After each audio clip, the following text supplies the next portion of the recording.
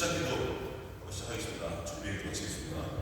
성부와 따뜻하게 해주셔서 좀 자리 먹고 하겠습니다. 또 준비기도 했는데 주님에게도 모르시는 분은 안 계시죠. 주님의 기도 짧은데 이 짧은 기도를 바칠 때 진심 한번 안 드리고 바치기도 힘들어요. 그죠? 방금도 여러분들 주님의 기도 바칠 때 어떤 때가 하신 분들은 많이 계실 겁니다. 짧지만 그 짧은 기도를 진심 없이 바치기 위해서 힘들어요. 예전에 시골을 본다고 신부님이 시골에 공소가 여러 개 있었어요. 그 어느 날에 공소에 가서 미사를 하시는데 그때도 이 황복대가 돼가지고 근데 공소에 모인 신자들이 미사할 때 보니까 다 따뜻하고 있는 것 같아요. 미사 끝나고 빨리 가서 밭에 가서 뭐 해야지, 노래 가서 뭐 해야지, 가서 소주 끓여줘야지 이런 생각만 하고 착하고 있는 것 같아서 미사 끝부분에 제발 좀 분심 좀 들지 말고 내가 딱 보면 다 생각 딴 데가 있는데 다 보인다고. 그러면서 뭐라 하냐면 이 중에 주님의 기도를 처음부터 끝까지 진심만 드리면 집중해서 정성껏 봉헌하는 사람이 있으면 소 한 마리 주겠다. 옛날에 시골에서 소 한 마리면 살림 미쳤는데 그 공소신자 중에 한 명이 손을 들어서 제가 하겠습니다. 갔더니 아직 장가 안 간 청년이네. 공소 제가 하겠습니다. 소 한 마리 쳐다보니까 앞에 나와서 이제 주님의 기도를 마치고 시작했어요. 그 당시 님이 또 속일 생각 하지 말고 딱 보면 분심 들었다 안 들었다 다 알고 있어요. 알 수 있으니까 속일 생각 하지 말고 양심껏 하라고 알겠습니다. 성경을 다 큰 다음에 한 얘기씩 얘기하고 정성껏 진짜 집중해서 소만 다 타야 되네. 하늘에서 아주 땅에 내려주셔서 오늘 저희에게 이동하는 양식을 주시고 집중해서 오늘 저희에게 이동하는 양식을 주시고 근데 그거 아무 소리 이 짧은 기도인데 그 순간 기도하다가 이게 수순지 안 보는지 그래서 서가 너무 못 받았다는데 문당십니다 아마 알고 시킬 것 같더라고요. 그래 중요한 건요 분심 안 들리고 기도하는 것도 중요하지만 더 중요한 게 있어요. 기도는 하는 거예요. 분심 들든 안 들든 하는 거. 이게 제일 중요해요. 분심 들느냐 안 들느냐는 그렇게 중요한 게 아니에요. 일단 하는 거. 이게 제일 중요합니다. 그리고 그 기도를 하나님께서 작다고 하지 않으시고 귀하게 여기시고 그래서 우리는 분심 들까 걱정하지 말고 많은 분들이 또 그런 질문을 합니다. 아유, 막 미사할 때, 또 기도할 때 자꾸 분심 든다고. 따지는 거 아니에요. 그래서 중요한 건 하면 되는 거예요. 기도를 하니까 분심 거 같은 것도 걱정되는 거죠. 아예 안 하면 그걸 걱정도 안 해요. 기도를 아예 안 하니까. 분심 들까봐 걱정하는 건 일단 기도를 하는구나. 이게 제일 중요한 거잖아. 하는 거. 오늘 시작부터 주님의 기도 바쳤는데 우리가 주님의 기도뿐만 아니라 살아가면서 신앙생활 하면서 많은 것들, 많은 걱정거리, 근심, 걱정, 고민, 또 분심들만 그 신앙생활 중에 자리하고 있지만 중요한 것은 그럼에도 불구하고 시간이 되면 성당에 와서 기사 봉헌하고 또 세상살이 속에서 내가 그래도 나름대로 예수님 말씀대로 살려고 노력하는 것 이런 것들을 작지만 그 작은 걸 봉헌해 나가는 것이 제일 중요합니다. 그래서 그런 정성을 봉헌하면서 예수님의 성탄을 기다리는 대림식을 위해서 봉헌하고 있습니다. 그런 면에서 보면 대림식은 겨울에 우리 12월달에 맞이하는 그런 게 아니고 우리 삶 자체가 대림이고 우리 삶 자체가 하느님과의 만남을 늘 고대하면서 또 만남을 이루어가는 성탄의 연속인 겁니다. 대림과 성탄의 연속. 오늘 여러분과 함께 나눌 주제는 작은 것에 대한 감수성. 최근에 우리나라가 아주 난리가 났었죠. 지금 아주 완전된 건 아니지만, 그냥 다른 것도 거두절미하고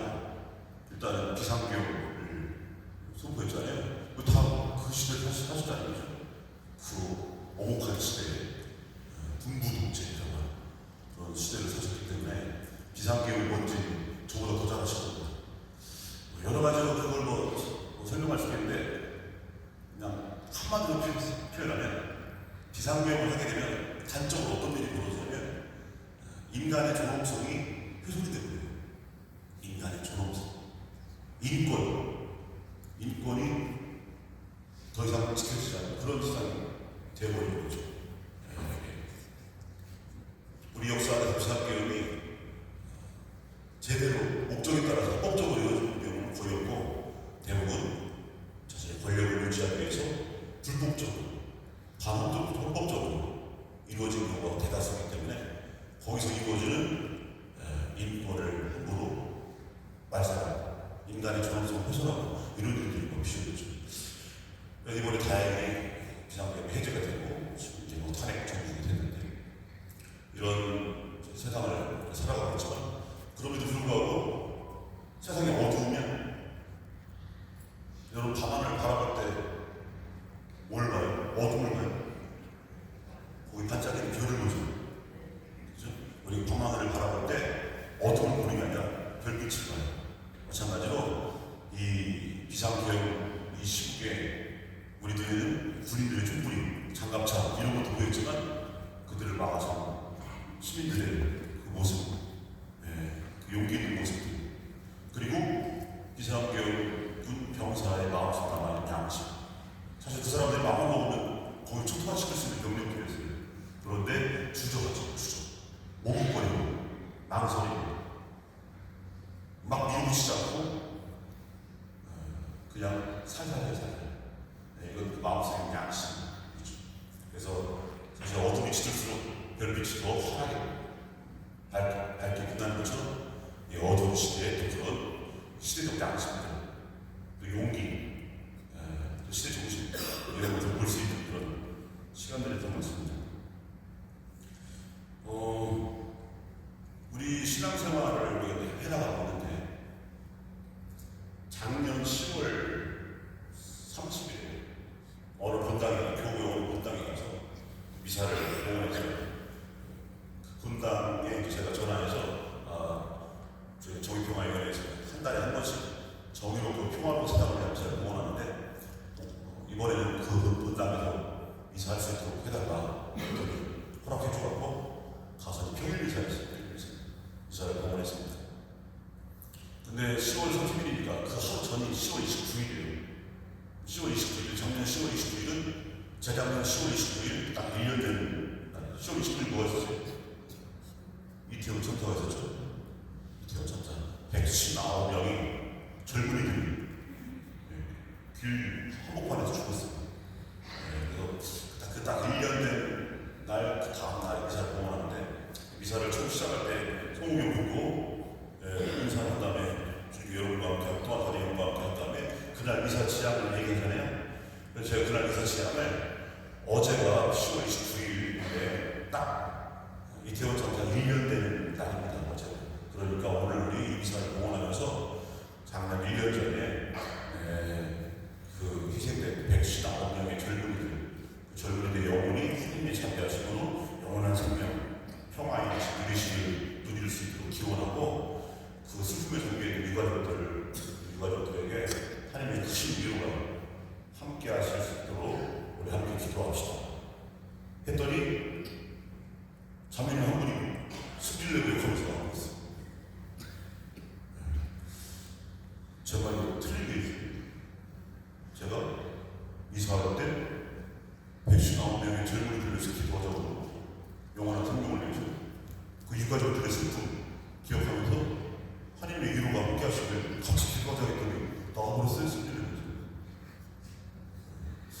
근데 이런 생각을 가지신 분들이 꽤 있어요. 우리 교회 안에 성당에 와서는 바깥 얘기 하지 마세요. 이렇게 성당 마치 지하 깊은 곳에 벙커처럼 생각하는 분들이 굉장히 많습니다. 신앙생활이 성당이라고 울타리 안에는 고여있어요. 여러분들 성당에서 일주일에 시간 얼마나 보내세요? 얼마 안 보내잖아요, 그죠? 매일 미사를 나오셔도 다 합해서 몇 시간? 주일에 한번 나오면 그보다 더 적은 시간이죠. 대부분의 시간을 어디서 보내요? 세상에서 보내잖아요. 세상에서. 예전에 코로나가 한창일 때 공동체 미사도 중단되고 여러분들 성당에 나오시지 말라고 한 적 있어요? 우리 교회 역사 안에서 그런 일이 한 번도 없는데 이번 코로나 때문에 그런 일이 생겼어요. 옛날에 밖에 있을 때는요, 성당에 나오지 말라 이런 말 한 적이 없어요. 다만 조심해서 와라 이렇게 했죠. 조심해서 와라. 성당에 나오지 말라 이런 적이 없어요. 그런데 초유의 사태가 발생한 거죠. 성당에 나오지 말라고, 코로나 때문에. 그래서 코로나가 한창인데 제가 길을 가다가 어떤 자매님을 만났어요. 그분 열심히 다니시다가 성당에 나오지 말라니까 예, 열심히 안 나왔다. 열심히 평상시에 다른 건 안 듣고 그런만 자꾸 봤더니 시장에서 나오시는 분, 시장에 성당을 안 나오는데 시장은 더 위험할 텐데. 시장에 나오시는데 만났어요. 인사하는데 처음에 마스크를 계속 누군가 했더니 싹 보니까 제가 잘 아는 자매님이에요. 자매님이 뭐라고 하냐면, 선생님 코로나 때문에 성당에 못 나가니까 신앙생활 할 수가 없어요. 이렇게. 이 말이 맞는 말이 틀린 말이에요. 틀린 말이죠. 그죠? 성당에 못 나가니까 신앙생활 할 수 없다. 이 말은 그 자매님의 신앙생활이 그동안 성당에만 국한되어 있다는, 성당에만. 그죠? 근데 우리 신앙생활은 성당에 국한돼서는 안 돼요. 세상이 얼마나 넓어요. 그리고 우리의 시간은 대부분 다 세상 속에서 이루어집니다. 그러니까 세상 속에서 우리가 할 것들이 굉장히 많아요. 그런데 세상 속에서 우리가 해야 할 일은 생각하지 않고 그냥 성당이라면 조금 울타리, 그리고 복도 성당은 좀 큰데 그래도 이 성당 울타리 여기에서는 우리 신앙이 머물러 있어요. 이웃을 사랑하라 할 때 그 이웃이 그러니까 성당 신자들에 국한되어 있는 거예요. 우리가 사랑해야 할 이웃은 세상에 있잖아요. 더 많은 사람들이 있잖아요. 세상 속에 저 넓은 세상, 거기 수많은 일들이 일어나죠. 성당에서 무슨 일이 일어나요? 성당에서 미사하고 레이지하고 끝이 좀 보여요. 한마다 성당 행사 한번 하고 대부분의 사건들은 세상에서 일어나요. 세상에서. 그리고 우리가 사랑해야 할 이웃은 세상 속에 있고 우리가 보내는 대부분의 시간은 세상 속인데 코로나 때문에 성당에 못 오니까 신앙생활 할 수가 없다. 이렇게 우리의 신앙이 그래서 이렇게 반쪽짜리이기 때문에 어떤 일이 벌어지느냐, 119명의 젊은이들 위해서 기도합시다 했더니 튀어나가 버리는 거예요. 욕하면서. 이런 잘못된 그런 쪼그라든 왜곡된 그런 신앙생활을 해왔어요. 많은 분들이. 그래서 세상을 바라봐야 돼요. 우리의 신앙생활은 세상 속에서 이루어져야 돼요. 내 이웃을 내 몸같이 사랑하라. 이웃이 어디 있어요? 세상 속. 하느님을 바라보는 것. 여러분, 하느님 바라보는 거 아니야? 하느님 보고 싶죠? 네?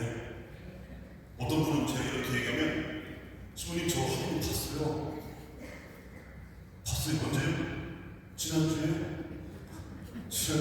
화요일에 저 하느님 봤어요. 그분은 빨리 구약을 하죠. 데려가고 빨리 드셔야 돼요. 헛것보고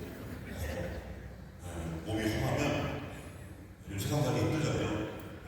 몸이 허하면 이렇게 한인 명분이 보이고 막 이런 분 계신데 가끔가다 그런 분들이 저한테 와서 말씀하시는데 그러면 저 그분한테 한인 형 가고 구약 저달라 빨리 드시라고. 한인 안 보여요. 한인은 안 보이는데 그 보이지 않는 하느님을 물론 예수님께서 이렇게 보여주시고 예수님도 안 보이잖아요. 2000년 전에는 제자들은 봤겠지만 그 보이지 않는 하느님을 우리가 보는 방법 이거 알아야 되겠습니다. 이건 햇빛을 보는 방법과 똑같아요. 햇빛. 여러분 햇빛 볼 때 어떻게 봐요? 햇빛 볼 때 이렇게 봐요? 여러분 해를 쳐다볼 때 이렇게 보면 어떻게 돼요? 눈 멀어요. 너무 눈이 부셔갖고 눈 부셔한 다음에 세상을 보면 어떻게 보여요? 세상이 그렇게 보여요. 그죠? 해 쳐다보다가 세상을 보면 아니에요. 해를 좀 더 쳐다봐야겠다 했다가 눈 멀고. 그런 햇빛을 보는 방법이 있어요. 이렇게 해야만 햇빛을 제대로 볼 수 있어요. 이게 뭐냐? 햇빛이 비춘 세상을 보는데 햇빛이 비춘 세상을 보면 햇빛의 그 투명도 충만한 영롱하고 선명한 빛을 다 볼 수 있어요.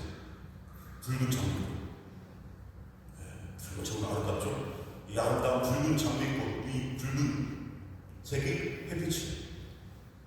하얀 백합, 순결한 하얀색, 그 색이 햇빛이에요. 여러분이 사랑하는 사람의 눈빛, 그 햇빛이에요. 내가 사랑하는 어머니 아버지의 깊게 베인 주름살, 그 쭈글쭈글한 손등, 이게 햇빛이에요. 밖에 그 새하얀 눈이 온 세상 천지를 다 덮고 있잖아요. 아름답죠? 그 햇빛이에요.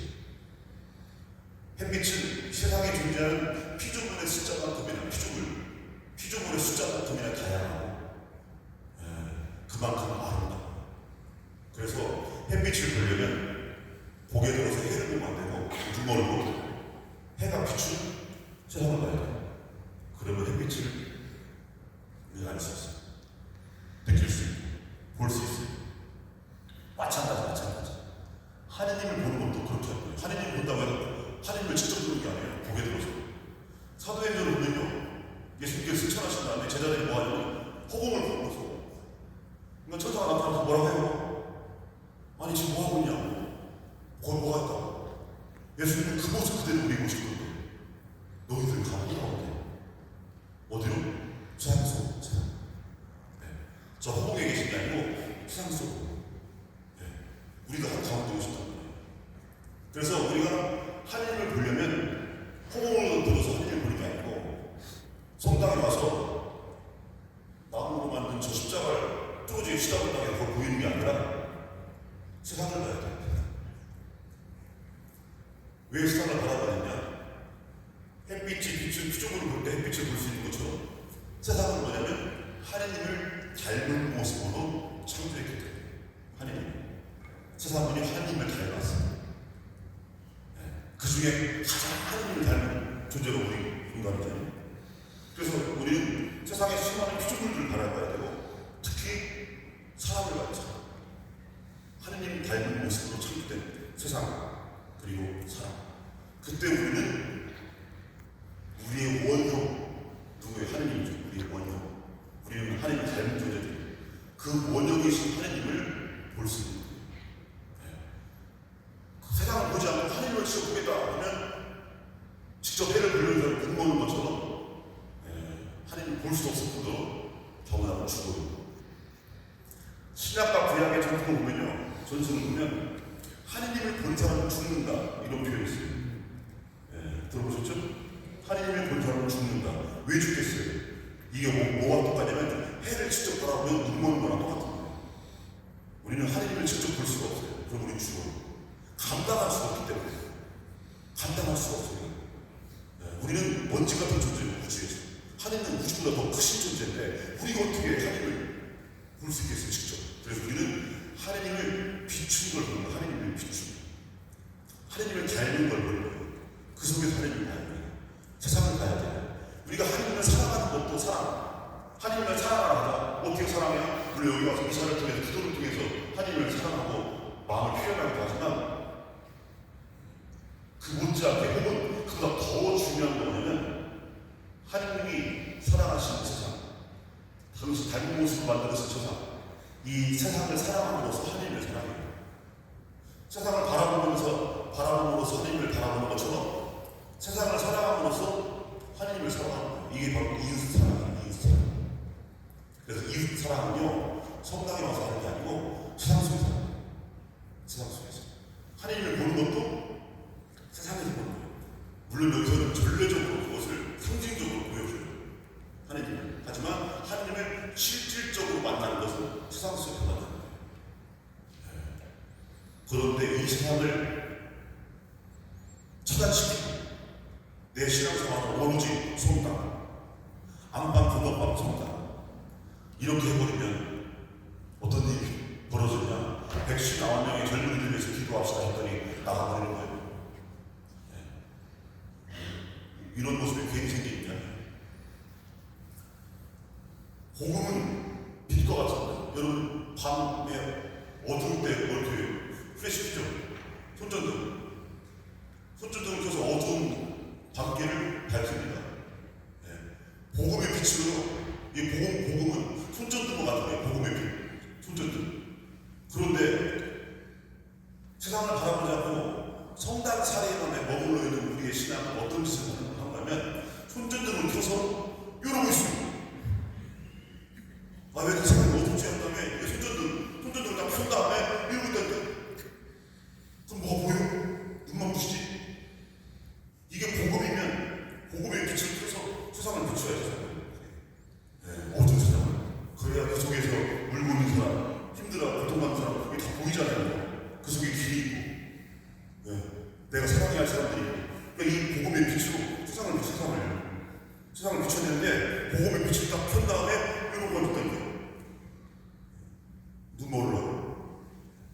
이런 사람들이 누구냐? 그냥 주장창 세상일에 생각도 안 하고 관심도 없고 아무도 안 하고 성당만 주장창 다니면서 여기서만 들어가는 거죠. 쇠와 나무로 만든 십자가를 맞춰가는 세상 속의 십자가를 내면 어느 분이 제가 세월호 배치를 계속 달고 다니니까 왜 그거 지금까지 안 다닌다고 뭐라고 해요? 지가 뭔 상관이요? 근데 저한테 그러길래 아니 형제님 근데 형제님 왜 2000년 전에 십자가는 지금까지 바라보고 계세요? 2000년 전에 십자가 죽은 지가 언젠데 2000년이나 지났는데 아직까지 십자가를 바라보고 있으면서 이 세상 속에 수많은 십자가들 그 중에 하나인 세월호 그걸 상징하는 리본 그거 달고 다닌다고 뭐라고 그렇게 이런단 말이에요. 왜 이런 일이 벌어지냐? 세상을 우리 신앙에서 제외시켜버리니까 이런단 말이에요. 그래서 우리는요 우리 신앙은 성당살이에서 벗어나서 이제 세상살이 속에서 우리의 신앙을 실천해 나가는 거예요. 세상살이. 그럼 세상에 누가 있어요? 아까 말씀드렸지만 사람이 있고 피조물들이 있는 거죠. 피조물. 특히 오늘은 이제 그 사람을 중심으로 말씀드립니다. 자, 세상에는 사람이 있습니다. 그 모든 피조물이 다 소중하지만 특히 사람. 모든 인간은 존엄한 존재, 존엄한 다시 말해서 귀한 존재. 지극히 귀한 존재. 우리가 사랑해야 할 사람. 세상을 바라볼 때 하나님을 본다고 그랬죠. 세상을 사랑할 때 하나님을 사랑하는 거라고 했어요. 그 세상 속에 그 수많은 우리 이웃들 사랑할 때 하나님을 사랑하는 거야. 자, 세상의 사람들. 그런데 그들은요, 누구는 사랑하고 누구는 사랑하지 않는 게 아니라 모두를 사랑해요. 모두. 왜 모두를 사랑해야겠어요? 모두 다 하나님이 닮은 존재입니다. 인간의 존엄성을 얘기할 때요. 많은 사람은 인간은 왜 존엄한가? 인간은 왜 귀한 존재인가? 라고 이유를 물을 때 세상 사람들은 뭐라고 얘기하냐면 인간은 만물의 영장이니까 이렇게 얘기해요. 만물의 영장이라는 말이 뭐냐면 만물 위에 뛰어나다는 뜻이에요. 만물 위에 뛰어나. 피라미드. 이 꼭대기에 인간이고 나머지는 저 밑에 있는 거죠. 그래서 인간은 뛰어난 존재이기 때문에 인간보다 더 대단한 존재는 이 세상에 없기 때문에 인간이 존엄하다. 가장 귀하다. 이렇게 설명합니다. 많은 사람들이 이렇게 해요. 거기 이 말에 동의합니다. 많은 사람들. 그렇지. 인간은 원숭이보다 뛰어나고 돌고래보다 뛰어나죠. 그런데 이게 문제가 있어요. 이렇게 설명하면. 인간의 존엄성을 원숭이보다 낫다, 돌고래보다 낫다 이렇게 표현하기 시작하면요. 이게 뭡니까? 비교해서 존엄성을 찾는 거예요. 비교. 차별. 격차에서 존엄성을 찾아요. 얘보다 나으니까. 원숭이보다 나으니까. 돌고래보다 뛰어나니까. 존엄하다. 자, 이런 식으로 설명을 해버리면 어떤 일이 벌어지냐. 아주 끔찍스러운 일이 벌어집니다. 이 세상에 만약에 인간보다 뛰어난 존재가 이 세상에 들어오는 순간 우리는 뭘로 전락돼요? 원숭이, 돌고래, 더 나아가서 돼지로 전락됩니다. 저기 어디 안드로메다 저 우주 저 끄트머리에 외계인들이 살고 있는데 그 외계인들이 우리 지구인보다 우리들보다 훨씬 지금도 훨씬 뛰어나고 문명도 어마어마해요. 우리가 보면 초능력으로 보이는 것 같은 그런 식으로 엄청 뛰어난 존재가 그 외계인들이 우주선을 타고 지구에 오는 순간 우리는 뭘로 변해요? 돼지가 됩니다. 인간의 존엄성을 비교, 격차, 차별에서 존엄성을 찾으면요, 나보다 뛰어난 존재 앞에서 나는 존엄성을 잃어버려요. 이렇게 됩니다. 이렇게. 이 세상이 그런 세상이 되고 있어요. 이 세상이. 존엄성을 자꾸 비교해서 나보다 못한 사람 앞에서 나는 존엄하다. 이러려고 그래요. 그래서 이 세상은요, 불평등하고 차별적인 구조들이 안 없어요. 왜 그러겠어요? 내가 저 사람한테 존엄성을 훼손당했어요. 다시 말해서 갑질을 당해, 갑질. 지가 나보다 잘났다고, 가진도 많다고, 지위가 높다고 나 함부로 했어요. 그러면 나는 이 불평등한 상황에서 그 사람과 싸워야죠. 그죠? 갑질하는 놈과 차별하는 놈과 싸워야 되는데 그렇게 하지 않고 이 사람한테 당한 내 존엄성을 어디서 찾으려고 하냐면 나보다 못한 사람을 찾아가요. 나보다 못한 사람을 찾아가서 그 사람들 내가 다시 갑질을 해. 그래서 거기서 존엄성을 찾는 거예요. 이걸 속담으로 뭐라고요? 종로에서 뺨 맞고 한강에서 죽는 게 있다는 거죠. 종로에서 뺨을 맞았으면 종로에서 나를 뺨을 때리는 놈과 싸워야지. 네.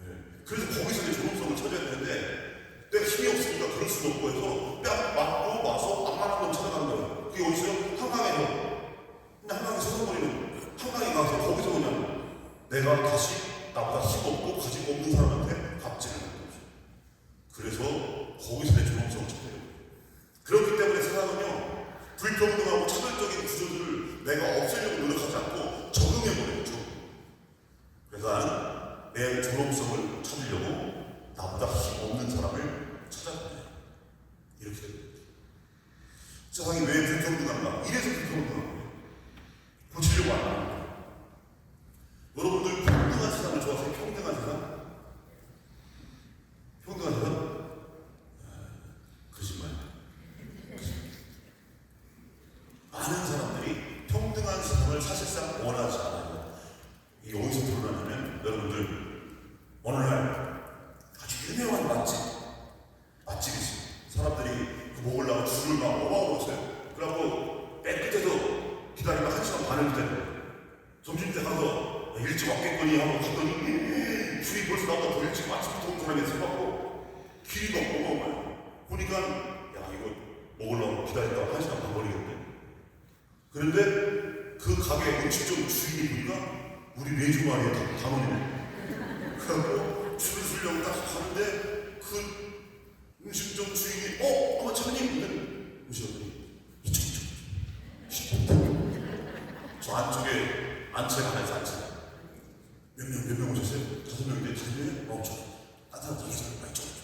그래갖고 1시간 반을 기다려야 되는데 아는 사람이랑 안쪽에 가서 기다리지도 않아요. 거기서 밥을 맛있게 먹었어요. 이런 거 좋아하더라고요. 좋지. 이런 거 좋아요. 그리고 신부님들이 좋아하고 수녀님들이 좋아하시거든요. 좋죠. 화장품 파는 어떤 가게 가서 딱 보더니 그 사모님 우리 메주마리 더 사모님 화장품 가게 사장님 그러더니 자 이쪽으로 사장님 이거 샘플 건데 다른 사람한테 얘기해서 내가 주다 얘기하지 마세요. 사장님한테 들어보니까 아직 출시도 안 한 거라 이거 주면 안 되는 건데 사장님한테 특별히 들어보면 소문내지 마시고 알았죠? 이거 좋아요? 좋다니까. 그래서 차별 대우 받는 거 싫죠. 하지만 차별적으로 대접받는 거 이건 좋아요. 이건 좋단 말이에요. 그래서 세상에 불평등한 그런 구조들이 안 없어져요. 고스톱 다칠 거 아시죠? 고스톱? 고스톱. 제가 본당에 있을 때는 고스톱 치다가 명절 때 이런 데가 외지에서 오잖아요. 이렇게 치고 그러면 고스톱하고 싸우지 않아요. 왜냐면 서울의 불과 대전의 불이 다르고 그런단 말이에요. 제가 저기 서천에 있을 때 서천의 시골을 서울에서 막 보면 친척들이 오는데 그래서 제가 저기 합동 유령기사 추석 합동 유령기사인데 말씀드려요. 혹시 고스톱 치다가 분쟁이 일어났다. 룰이 다 다른 지역별로 가다. 그럴 때는 반드시 분당선한테 전화를 해서 이 룰을 저한테 결정해달라고. 이게 쌍큼 몇 개까지 되는 거예요. 시작해서 수리탄 되냐, 폭탄 되냐 이런 것은 로컬을 그 지역 룰을 따라야 되는 거예요. 그러고 그 가장의 권위가 살지 않는 할 때는 분당신도의 권위를 빌려요. 전화하면 제가 서울에 온 사람한테 고객님 그건 아닌 거예요. 그거 주장하시려면 서울에 가서 하시는 거고 소촌을 따라야 돼요. 저도 분쟁 조정. 그래서 이거 저도 이렇게 나름대로 한테 타짜들까지 들어가면서 했던 기회가 있는데 어떤 사람 둘이 이제 고스톱을 쳤어요. 5시간을 쳤어요. 그리고 한 사람은 이제 쫙 지금 5시간 동안 계속 밀었어요. 근데 보니까 이제 일어날 때가 다 됐어요. 그러니까 1시간만 딱 1시간만 더 치자. 해갖고 이제 1시간을 더 치기로 했어요. 그런데 제안을 했어요. 야 그러면 앞으로 1시간 동안은 다른 사람이 매 팩마다 다른 사람이 딴 돈의 절반을 말을 잃은 사람한테 주는 걸 거죠. 이런 제안을 누가 했어요.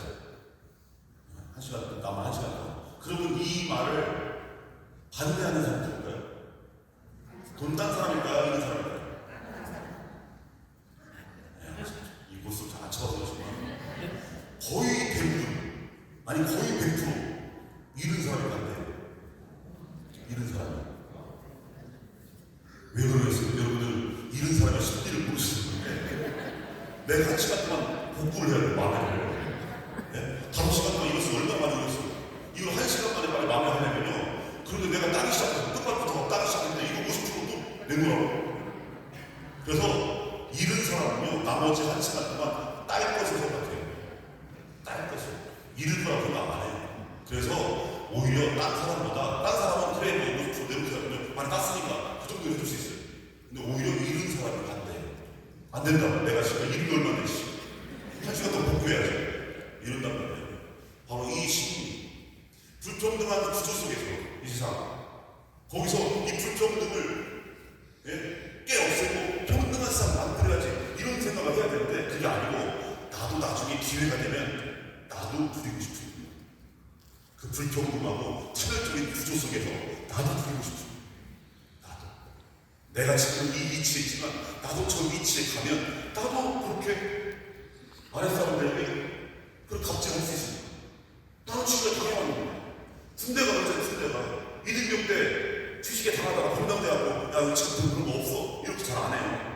내가 이등병 때 1병 때 얼마나 당했는데 니들도 한번 당해봐요. 그래서 시집살이 한 며느리가 나중에 시어머니가 돼갖고 또 똑같이 하고 똑같이.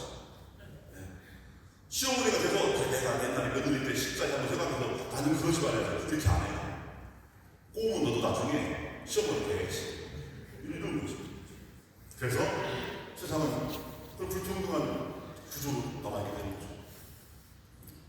하지만 이게 왜 이런 일이 왜 벌어지냐 이런 일이 인간의 존엄성을 격차, 차이, 차별 이걸로 존엄성을 자꾸 찾으려고 하니까 이런 세상이 만들어지는 거예요. 그러면 인간의 존엄성은 어디서 오는가? 이게 중요한 겁니다. 인간은 왜 존엄한가? 가진 것이 아무리 없어도 배운 것도 없고 뺏도 없고 못나고 그렇다 하더라도 그렇게 존엄한 존재일 수 있는 이유가 무엇인가? 그것은 인간은 하느님을 닮았기 때문입니다. 이렇게 생각합니다. 근데 하느님을 닮지 않은 인간이 있겠어요? 모든 인간은 하느님을 닮았어요. 더 나아가서 모든 피조물은 하느님을 닮았어요. 그래서 우리는 발바닥을 기어다니는 지렁이 한 마리까지도 소중히 여겨야 돼요. 이게 뭡니까? 이것을 우리가 생태 영성이라고 해요. 그 전까지는 인간에게만 국한됐던 존엄성을 이제는 자연까지 확대시킨 거예요. 프란치스 성인이 그 마음이 그거였고 지금 프랑스 교황이 이걸 강조하고 계세요. 네. 사람이 사람에게만 짓는 죄가 아니라 함부로 나무를 꼭 훼손하고 산불을 내고 쓰레기 함부로 버려가고 환경 오염시키고 이런 거 다 죄라요. 왜냐면 이 세상, 이 자연도 하나님을 닮았기 때문에 소중하다. 네. 어쨌거나 지금 인간의 초점을 맞추고 있으니까 그렇죠. 인간, 모든 피조물이 그러할텐데 사람은 당연히 하나님을 닮은 존재로서 모두가 소중한 거예요. 모두가. 자, 여기서 거듭 강조하지만 모두. 네. 존엄성의 보편성이에요. 보편성. 네. 다 모두 존엄해요. 아니 제가 아는 그 사람은 존엄한 것 같지 않아요? 그거 아니에요. 그 사람은 가진 것도 없고 배운 것도 없고 성질도 더럽고 어우 시식이고 그 사람은 존엄하지 않아요? 아니요. 존엄해요. 존엄하지 않은 사람은 아무도 없어요. 다 존엄해요. 네. 이게 하나님의 시선이에요. 이 하나님의 시선을 우리가 본받는 거예요. 모두가 다 존엄하다. 그렇다면 그 구원도 특정한 부류, 특정한 사람들만의 구원이 아니고 그 어떤 구원이겠어요? 모두의 구원이죠. 모두의 구원. 그래서 예수님께서 말씀하십니다. 네, 여러분 작년에 살때 긴 복음이고 짧은 복음이죠. 긴 복음 마태복음 25장, 짧은 복음 요한복음 5장이니까 요한복음 좀 짧으니까 주로 그거 읽는데 그 요한복음을 보면 이런 대목이 나옵니다. 내 아버지의 뜻은 예수님이 말씀하세요. 하나님의 뜻, 내 아버지의 뜻은 나에게 맡겨주신 사람을 참 하나도 잃지 않는 것이다. 모두를 살리는 거예요. 모두. 우리가 성찬이를 할 때, 성령을 축성할 때, 너희와, 옛날에 번역은 너희가 모든 일을 위하여 했는데, 요즘은 너희가 많은 일을 위하여 바뀌었지만, 모두를 위하여 너희와 모두를 위해서. 단 하나도 잃지 않아요. 왜? 다 소중하니까. 이게 인간의 존엄성의 이유예요. 하느님을 닮았기 때문에 모두 소중해요. 모두 존엄해요. 그래서 우리는요, 우리의 신앙 안에서 모두가 존엄하기 때문에 모두가 구원받아야 된다라고 하는 이 개념 안에서 뭐가 잘하냐? 우리는 다 존엄성 안에서 평등하다. 평등하다. 여러분, 평등이라고 하면 잘 이해해야 돼요. 평등은요, 기계적 평등이라는 게 있고 존엄성의 평등이 있어요. 기계적 평등은 뭐냐? 여러분 가진 게 다 똑같아요. 여러분 은행 잔고가 다 똑같아야 되고 생긴 것도 똑같아야 되고 빨리 참고서 해야 하고 똑같이 얼굴도 똑같이 키도 똑같고 입은 옷도 똑같고 학력 수준도 똑같고 지능도 똑같고 이게 기계적 평등이에요. 근데 그럴 수 없잖아요. 우리 인간의 역사, 이 인류 역사 안에서 나랑 똑같은 사람 한 명도 없어요. 한 명도 없어요. 쌍둥이라도 같을 수가 없어요. 다 달라요. 다 달라요. 이 지능 수준도 다르고 학력 수준도 다르고 가진 거 다르고 다 달라요. 생긴 것도 다르고 달리기 이런 능력도 다 다르고 같은 게 하나도 없어요. 다 다르지만 그 존엄성만큼은 같다. 이게 존엄성의 평등이에요. 기계적 평등은 통장 잔고부터 시작해서 키까지 학력 수준까지 다 맞추는 건 기계적 평등. 자, 여기서 많은 분들이 만약에 100명이다 쳐요. 100명 넘지만 100명이라고 치면 100명이 열심히 일을 해서요 1억 원을 벌었어요. 1억 원. 자, 그럼 1억 원을 벌었으면 자, 기계적 평등을 적용시키면 1인당 얼마씩 받아야 돼? 이럴 줄 알았어. 산수가 안 되면 산수.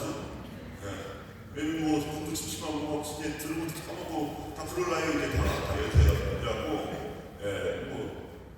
제가 말하는 거 잘 들리긴 하세요. 귀도 잘 안 들리고 하여튼 원래 그게 자연스러운 현상인데 어쨌거나 산수 힘들죠. 1억 원을 100으로 하면 100만 원. 1인당 100만 원. 다시 하면서 이제 막 하는 거예요. 그러니까 너무 자연스럽고. 자, 100명이 열심히 일해서 1억 원을 벌었어요. 그러면 기계적 평등은 1인당 100만 원씩 나눠가는 거예요. 그게 공정한 거죠. 그죠? 그런데 하느님의 공정, 하느님의 평등은 그게 아니에요. 뭐냐? 그 중에 한 명이 당장 오늘 밤에 수술을 해야 돼요. 수술비가 1억 원이에요. 그 수술 받지 않으면 당장 죽어요. 그러면 어떻게 합니까? 나는 100만 원어치 내 권리가 있어. 우리 똑같이 이랬잖아. 라고 아무도 주지 않는 사람 죽어요. 이 사람 죽지만 우리는 그냥 살아도 내가 이 사람한테 잘못한 건 하나도 없어요. 그죠? 내가 사람을 죽여버리는 것도 아니에요. 할 수 없는 거지 뭐. 이럴 수 있어요. 이게 세상 사람들 사고방식일 수 있어요. 기계적 평등. 하지만 우리 그리스도인의 영성 안에서 존엄성의 평등은 어떻게 하냐? 야, 우리 당장 100만 원 없어서 살잖아. 그죠? 100만 원 없어서 살으니까 이거 어쩔 수 없어. 야, 거기서 나온 놈이 다 동의를 해. 그래, 나도 100만 원 없어도 돼. 괜찮아. 없어도 돼. 그럼 보니까 진짜 나온 명이 다 공통적으로 100만 원이 당장 없어도 돼. 그럼 뜻을 다 모았어요. 그래. 당장 필요 없으니까 저 사람 주자. 해갖고 그걸 다 걷어서 1억 원을 만들어줬어. 1억 원. 그 사람은 살았어요. 수술 받아갖고. 그래서 100명 중에 단 한 명도 죽지 않고 다 살았어요. 이게 바로 존엄성의 평등을 만들어가는 거예요. 이게 그리스도인들의 이게 감수성이에요. 세상 사람들은 아니 주인이 1인당 100만 원씩 나도 가져야지. 그럼 그 사람 사정이지. 이게 세상 사람들의 사고방식. 세상의 공정, 세상의 평등이라고 한다면 그리스도의 평등은 그게 아니에요. 두 사람 살려야지. 그래갖고 줄 수 있는 거예요. 세상 사람들 사고방식은 왜 그걸 똑같이 했는데 이 사람은 왜 이런 걸 왜 저렇게 되는 거죠? 하지만 우리 그리스도의 평등은 그게 아니라 그 사람을 살려야만이 모두 살 수 있어요. 모두. 이 마음을 예수님께서 뭘로 표현하시냐? 99마리 양과 잃어버린 양 한 마리로 표현하십니다. 99마리 한 마리. 예수님은 그 비유를 말씀하셨습니다. 보통 사람들이 그 비유를 들으면서요, 99마리와 한 마리 중에 뭘 선택하느냐는 거 알아요?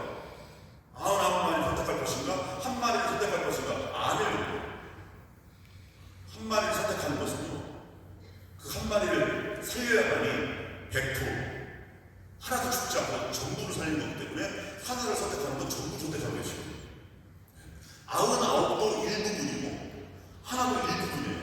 그런데 둘 중에 하나를 선택하는 게 아니고 한 마리를 찾아와야만이 단 하나도 잃지 않는 하나님의 뜻에 순종하는 거예요. 내 아버지의 뜻은 나에게 맡겨주신 사람을 단 하나도 잃지 않는 거예요. 이 하나님의 마음에 순종하는 거예요. 그래서 착한 목자는 한 마리 양을 찾아오는 거죠. 제 목숨까지 걸어버리면서 찾아와서 100마리를 온전하게 만드는 거예요. 왜 그래야겠어요? 모두가 다 하나님을 닮은 소중한 존재입니다. 소중한 존재. 우리 눈에 볼 때요, 저런 거, 저런 거, 이런 게 있을 수 있어요. 하찮아 보이고, 별로 없어 보이고. 하지만 그 모두가 다 존귀하다. 그 모두가 다. 저런 거 없어도 돼. 아니에요. 하나님께는 없어도 되는 사람 한 명도 없어요. 저런 거 죽어도 돼. 아니에요. 하나님은 절대 죽어도 안 돼. 세상 사람들은요, 야, 너 같은 거 없어도 돼. 일할 사람 많아. 너 없어도 돼. 꺼져. 이게 세상 사람들의 사고방식이지만 하나님의 마음을 따르는 우리는 절대 그러면 안 돼요. 너 없으면 안 돼. 너 없으면 안 돼. 같이 살아야지. 함께 살아야지. 이게 세상 사람을 바라보는 우리들의 마음가짐인데 함께 구원받아야죠.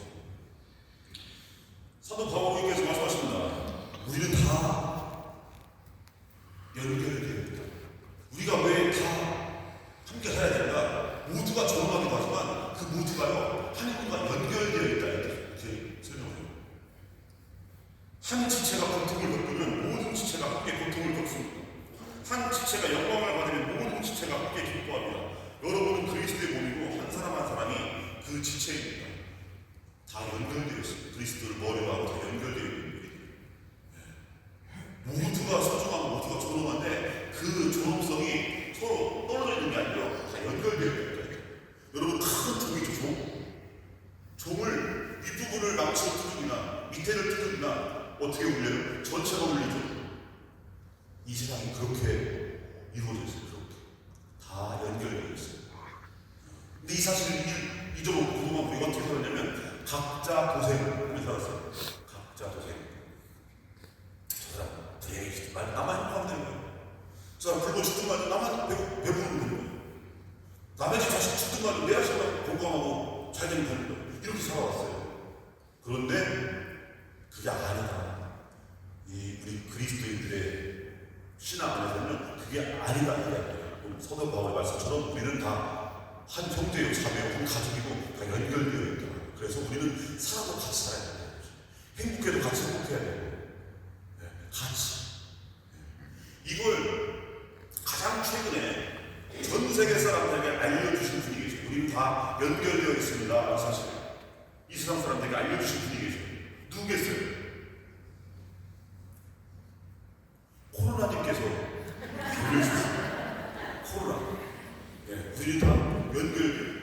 코로나께서 그 누구도 하지 못했던 일을 눈에 보이지도 않는 그 조그만 바이러스 코로나가 이거 알려주신 얘기예요. 옛날에 그 다모라고 하는 드라마가 있어요. 다모. 사극. 다모. 거기에 그 남자 주인공, 여자 주인공 나오는데 남자 주인공 이소진이라는 배우가 하고 여자 주인공 하지문이라는 배우가 하거든요. 근데 어느 날 이 여자 주인공이 엄청 크게 다쳤어요. 그래서 남자 주인공이 만나서 여자 주인공을 치료해주는 장면. 그래서 막 부쩍부쩍하고 여기 막 뭐 이렇게 치료를 해줘요. 근데 여자가 막 아파하니까 엄청 아파하니까 남자 뭐라니까 그 유명한 대사 아프냐? 나도 아프다. 나중에 박사받는 이벤트 아프냐? 나도 아프다. 이게 드라마보다 더 유명한 멘트가 됐어요. 저는 드라마는 본 적은 없는데 이 멘트는 알아요. 멘트 아프냐? 나도 아프다. 저도 이게 한때는 이 멘트를 연습했어요. 제가 그 영화 탄생 아시죠? 탄생 거기 제가 출연했어요. 이게 제가 모르시구나. 아까 제가 새해보험과 국장 조기평화위원장을 했는데 한 가지 소개를 빠뜨렸는데 영화 배우예요. 2021년에 제가 영화에 출연을 하고 2022년에 개봉했죠. 제가 이제 2021년이 이제 그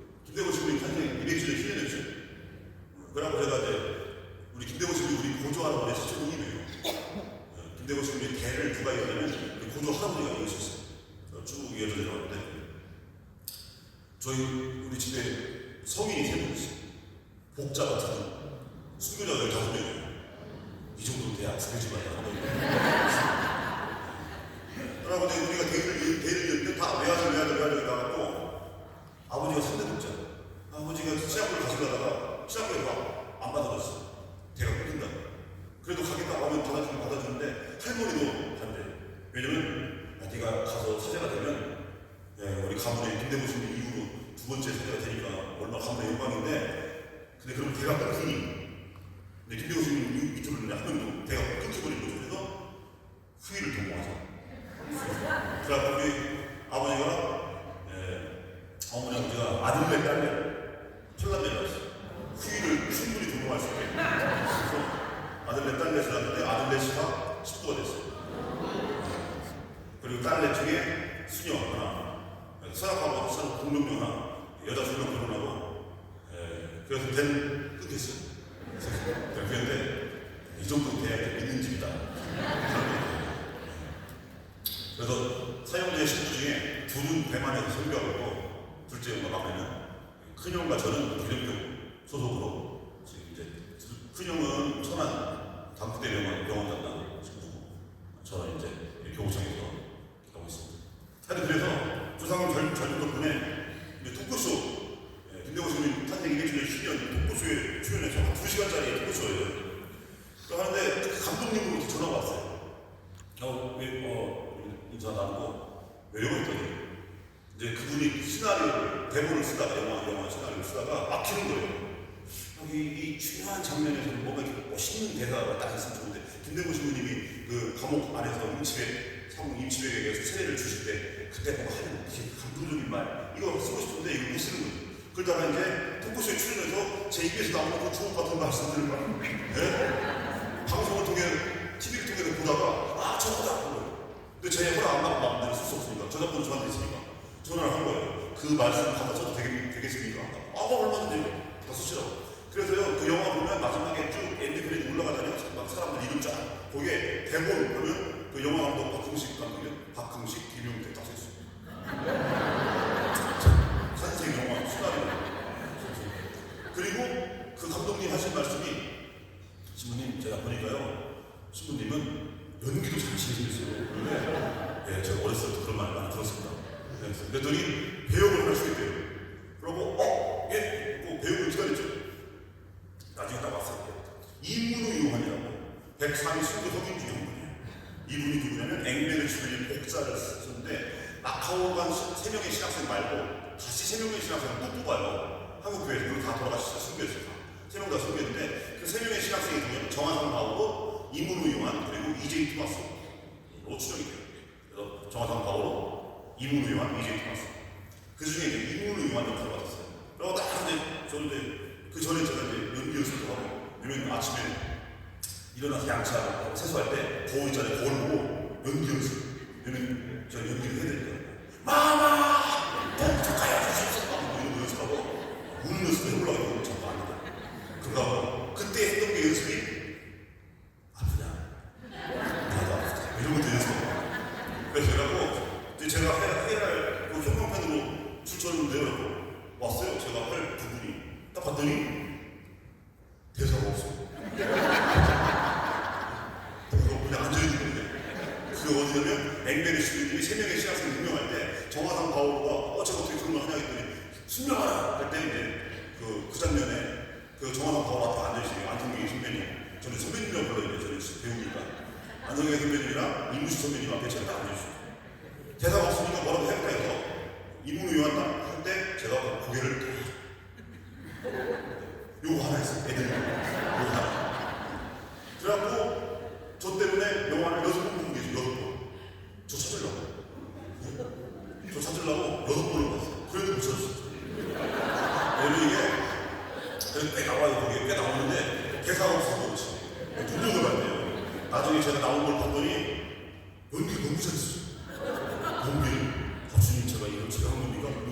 이렇게 감탄할 정도로 마치 공기처럼 그 영화 속에 녹아있어요. 여러분들도 한번 나중에 TV로 나오는데, 이거 TV 나오니까 나중에 한번 저랑 찾아보세요. 그래서 연기 연습 제가 요즘 그 감독님 제가 지난주에 만났어요. 그래갖고 제 섭섭한 마음을 유감없이 발휘 어떻게 그럴 수 있냐고.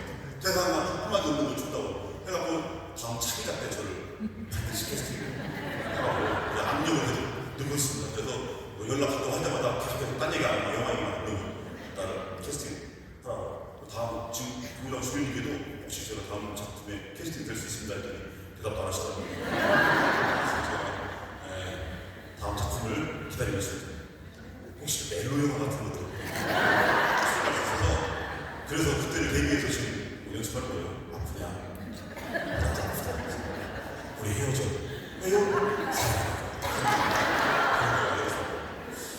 저는 영화 얘기를 하는데 드라마 감옥 아프냐? 나도 아프다. 이게 드라마 속의 대사가 아니야. 드라마 속의 대사가 현실이 됐어요. 누구 때문에? 코로나 때문에. 만약에 코로나가 한참 창궐할 때 여러분들이 이렇게 모여갖고 있다가 집에 갔더니 너무 으실으실 춥고 막 기침 나고 딱 그러고 이거 좀 열나고 그럼 가만히 생각했더니 내 반에 있는 내가 나도 참 기침하고 오더니 뭔가 찝찝했는데 봤더니 그 옆에 있는 때문에 내가 이게 나는 알고 봤더니 진짜 그 자매님 때문에 그 자매님이 그 발언지 바로 그래갖고 다 부진 거예요. 뭡니까? 아프냐? 어쩐지 씨 나도 아프다 이게 코로나가 만들어놓은 거예요. 그래서 아프지 마. 그래 나도 알아. 이게 된 거예요. 코로나 팬데믹 그죠? 들어보셨죠? 팬데믹이란 말은요. 팬은 무슨 뜻이냐면 라틴어입니다. 라틴어 아니 원래 그리스 말에 오는 건데 팬은 뭐냐? 판이란 말인데 모든 대맥은 네모란 말이에요. 네모. 이것도 그리스 말에 오는 거예요. 사람 모든 사람 한 명도 예외가 없어요. 남녀노소 주인 빈부의 기천 이거 모든 걸 막론하고 사람이라고 한다는 예외가 없다 이 뜻이에요. 팬데믹이. 그래서 이 강력한 전염성 때문에요 어떤 일이 벌어지냐 아프냐 어쩐지 나도 아프다. 그래서 뭡니까? 아프지 마. 그래야 나도 안 아파. 이게 되는 거예요. 영화 속의 대사가 현실이었어요. 그러면 우리가 깨닫는 게 뭡니까? 우리 다 연결되어 그 아프면 안 되는 거죠. 저 사람이 아프면 나와 아무 상관도 없는 것이 아니라 그 아픔이 나한테 연결되어서 나한테 나타나는 거예요. 저 사람이 죽음이 당장은 나한테 아무 상관도 없는 것처럼 보이지만 결국은 들고 돌아서 나의 죽음으로 영향을 미치게 되는 거예요. 네? 저 사람의 슬픔이, 저 사람의 불행이 지금 당장은 나와 상관없는 것처럼 보이지만 결국은 나와 연결되어 있기 때문에 나의 불행으로, 나의 슬픔으로 나중에 다시 되돌아오게 되는 거예요. 그래서 우리는 다 함께 살기 때문에 행복해야 돼. 죽지 마, 아프지 마. 이렇게 돼야 돼요. 너 없으면. 우리는 함께 살아가는 존재입니다. 함께. 333 법칙이라고 있어요. 333 법칙. 이게 언제 이걸 하냐면 사람이 고립되어 있을 때 창방이 무너졌어요. 거기 사람이 관부들이 갇혔어요. 그럴 때 이 사람이 생존할 수 있는 확률이 얼마나 따져볼 때 하는 겁니다. 333 법칙이 뭐냐? 사람은요 3분 동안 숨 안 쉬면 죽는다. 나는 5분 동안 안 쉴 수 있습니다. 제가 써요. 하지만 일반적으로는 3분. 또 3일 동안 물 안 먹으면 죽는다. 저는 4일 동안 안 먹을 수 있습니다. 그래요. 그럴 수 있겠지. 하지만 일반적으로는 3일. 3주 동안 밥 안 먹으면 죽어. 어떤 사람은 더 될 수 있겠지만 일반적으로. 그래서 333 법칙은 3분 동안 숨 안 쉬거나 3일 동안 물 안 먹거나 3주 동안 밥 안 먹으면 죽는다. 그래서 어떤 사람들이 사자태가 나가고 광부들이 통과에 늘어서 고립됐어요. 근데 그 속에 공기가 안 통해요. 그러면 3분 내에 죽겠죠. 근데 거기에는 공기는 통해요. 그러면 3일을 살겠죠. 근데 물이 있어요. 그러면 3주까지 살 수 있는 겁니다. 물이 있으니까. 근데 식량도 어느 정도 있어요. 그러면 3주 이상을 살 수 있는 거예요. 이거 계산한 거예요. 자, 333 법칙이 있는데 이 333 법칙이 의미한 게 뭐였어요? 사람은 혼자 살아갈 수 없다 이겁니다. 왜냐? 공기, 물, 음식 이게 다 내 안에 주도를 해요? 아니죠. 내 외부에 있는 것이 내 외부에 있는 거. 내 것이 아니에요. 공기 내 게 아니에요. 물 내 것이 아니에요. 음식 내 것이 아니에요. 내 외부의 것이에요. 그래서 우리는 누군가의 도움 없이 스스로의 힘으로 3분밖에 못 살아요. 3분밖에. 내 외부에 있는 그 누군가의 도움 덕분에 살아가는 거예요. 서로가 서로를 도와가는 거예요. 거기에는요, 이 자연, 피조물 다, 공기, 자연 아니겠죠? 물, 자연, 음식, 자연. 또 그 음식이 내 식탁에 놓여지기까지 농부들의 수고로움과 그걸 또 가공해서 음식이 될 수 있도록 해준 많은 사람들의 희생과 수고로움이 그 밥상 하나에 올려져 있는 거예요. 우리는 스스로 혼자 살아갈 수 없는 존재. 그래서 우리는요, 너 없으면 안 되는 거예요. 함께 살아야 돼, 함께. 그래서 우리가 얘기하는 구원은요, 모든 이의 구원, 보편적 구원이에요. 우리 천주교를 전 세계 공통적인 공식 용어로 천주교를 뭐라고 하냐면, 천주교를 뭐라고 해요? 공식 용어. 가톨릭이죠, 가톨릭. 가톨릭은 라틴어로 무슨 뜻입니까? 보편적이라는 거죠. 보편적이다. 이 보편적이라는 것은 여러 가지 의미를 해갈 수 있지만, 그 중에 정말 중요한 의미는 뭐냐면, 보편적 구원을 얘기하는 거예요. 모두가 다 구원되어야 된다는 거죠. 왜? 모두가 다 소중하니까. 그래서 너는 없으면 안 돼. 함께 살아야지. 이거예요. 그러니까 우리 중에 아무리 내가 비워도 저 새끼가 없으면 너무 행복할 것 같아요. 이런 사람 있잖아요. 그죠? 여러분 손에 권총이 하나 있어요. 권총에 총알이 6개 들어있어요. 6발을 다 쏘고 싶은 사람 있잖아요. 한 발만 쏘는 게 아니라 6발을 다 쏘고 싶은 사람. 저 인간 없으면 내가 정말 행복할 텐데. 이런 사람이 있어요. 하지만 그런 사람마저도 구원돼야 돼요. 그런 사람마저도. 왜냐? 우리가 보기에는 그때를 죽고 싶지만 하느님 보시기에는 그래도 하느님께는 소중한 존재니까. 우리는 하느님의 마음으로 모두가 다 구원돼야 돼요. 물론 잘못하는 분은 벌을 받아야죠. 잘못하는 분. 비상경을 막 선포하고 국민들을 적으로 돌리는 이런 분은 벌을 받고 새 사람으로 다 태어나야죠. 뒤지게 고생합니다. 그래야죠. 아주 처벌이 나와있죠. 자, 모두가 구원돼야 됩니다. 모두가. 그래서 너 없으면 안 된다. 근데 우리가 세상 사람들을 바라보는 시선이요, 너 없으면 안 돼. 이 시선을 봐야 돼요. 이게 하나님의 시선이에요. 여러분들 1,000원짜리는 만원짜리에 몇 분의 몇이에요? 10분의 1이죠? 이 세상 사람들의 가치관, 성방식에. 근데 우리 그리스도교적 가치관은 달라요. 1,000원짜리는 만원짜리 10분의 1이 아니고 만원짜리와 같을 수 있어요. 여러분들 주머니에 9,000원밖에 없어요. 그런데 여러분이 가다 보니까 우리가 저 도장에서 하나 버리고 만원짜리 조그만한데, 야 저기다가 그 꽃병 해갖고 성모상 앞에다가 저 꽃 꽂아놓으면 참 좋겠다. 그러고 이거 얼마였는데? 만원인데. 만원이면 싸네. 근데 주머니에 9,000원밖에 없어요. 1,000원만 깎아줘요. 절대 그러는데 1,000원만 깎아줘. 안 깎아줘. 만원에서 10분짜리 딱 만원이잖아요. 그러면 여러분들 1,000원이 없어서 지금 못 사고 있죠? 이때 여러분이 가지고 있지 않은 1,000원은 뭐와 똑같아요? 값어치가? 만원과 똑같아요. 만원과 똑같아요. 그 1,000원이 없어도 만원짜리 못 사는 거죠. 9,000원이 있어도 소용없어요. 이때 1,000원짜리 한 장은 만원의 가치와 같은 거예요. 그래서 우리 세상 사람들을 바라볼 때요, 세상 사람들이 인구가 80억 명이라 해서 80억 분의 1로 보면 안 되는 거예요. 그 사람은 전부일 수 있는 거예요. 여러분 식구 중에 여러 형제들 여럿이지만 그 부모님 눈에 만약에 팔남자가 있어요. 그러면 그 8분의 1이에요. 부모님 눈에? 아니죠. 자식 하나하나가 전부인 거예요. 자식 하나하나. 이게 하나님 아버지 시선이에요. 80분의 1이 아닌 우리 한 사람은 전부가 될 수 있는 거죠. 그래서 그 한 사람은 죽었어요. 비참하게. 그러면 이 우주가 바뀌는 거예요. 어제의 우주는요, 그 사람이 있었던 우주이고, 오늘의 우주는 그 사람이 없는 우주가 되는 거예요. 그렇게 소중한 거예요, 한 사람 한 사람. 이 시선으로 세상을 바라봐야 돼요. 이 아버지의 마음, 하나님의 마음이에요. 너 없으면 안 돼. 네가 있어. 네가 있어. 4인 가족이 있어요. 엄마, 아빠, 아들, 딸아이가 맨날 비실비실, 약값, 수술비, 치료비가. 그리고 아버지가 직장에서 수강 일해서 벌어오면 이 딸 치료비도 다 나가요. 어느 날 이 4인 가족이 여름에 계곡으로 캠핑을 갔어요. 캠핑.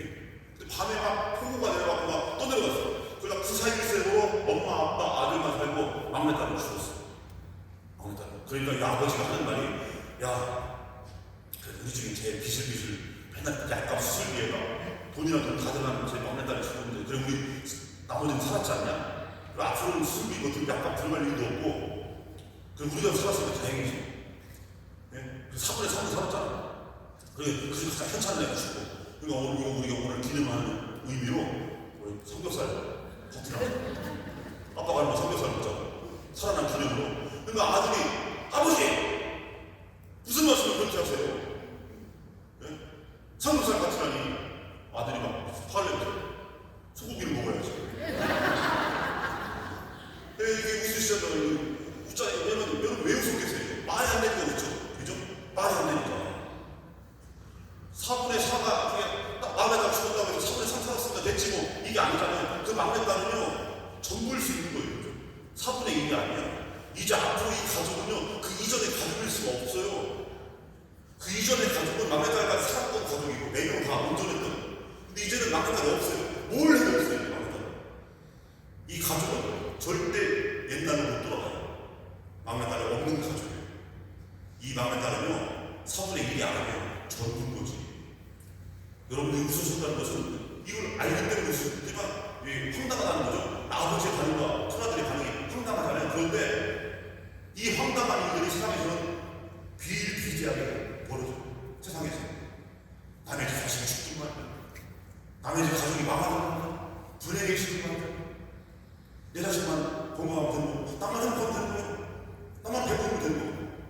여러분이 방금 웃으셨던 이 말도 안 되는 일이 세상에서는 당연한 것처럼 일어나고 있습니다. 지금부터 10년, 2014년 4월 16일 뭐가 있었습니까? 세월호 참사가 있었죠. 4.16이라고 하죠. 세월호 참사. 네. 그 세월호 참사가 일어난 지 1년 후 가을에 수능이 얼마 안 남았을 때 세상 사람들 사이에 무슨 말이 듣는 것 같아요? 이번에 시험 볼 애들은 좋겠다. 경쟁자들 다 죽어서. 이런 말이 들었어요. 진짜로. 304명 중에 250명이 안산단원고 학생이었어요. 250명 죽었으니 경쟁자 사람에서 죽겠다. 이 말을 2015년 수능 시즌에 이 말이 들어왔어요. 여러분 아까 웃으셨죠? 예? 아빠 그게 무슨 소리예요? 소고기를 먹어야죠. 이 말 듣고 웃으셨잖아요. 자, 삼겹살 파티하다 웃으셨잖아요. 이 황당한 일이 세상에서는 당연한 일이 일어납니다. 그렇기 때문에 우리는 이 세상의 시선, 사고방식에서 벗어나서 예수님의 마음을 가져야 돼요. 예수님 마음. 너 없으면 안 돼. 함께 살아야죠. 함께. 큰 에뮬레종이었어요. 성덕대왕 신종 경주박물관에 있는데 그 에뮬레종을 만드는데 18톤의 셀물이 들어가요. 18톤. 그런데 어느 날 이 에뮬레종에 조그만 금이 가더니 1g 쇳가루가 딱 떨어졌어요.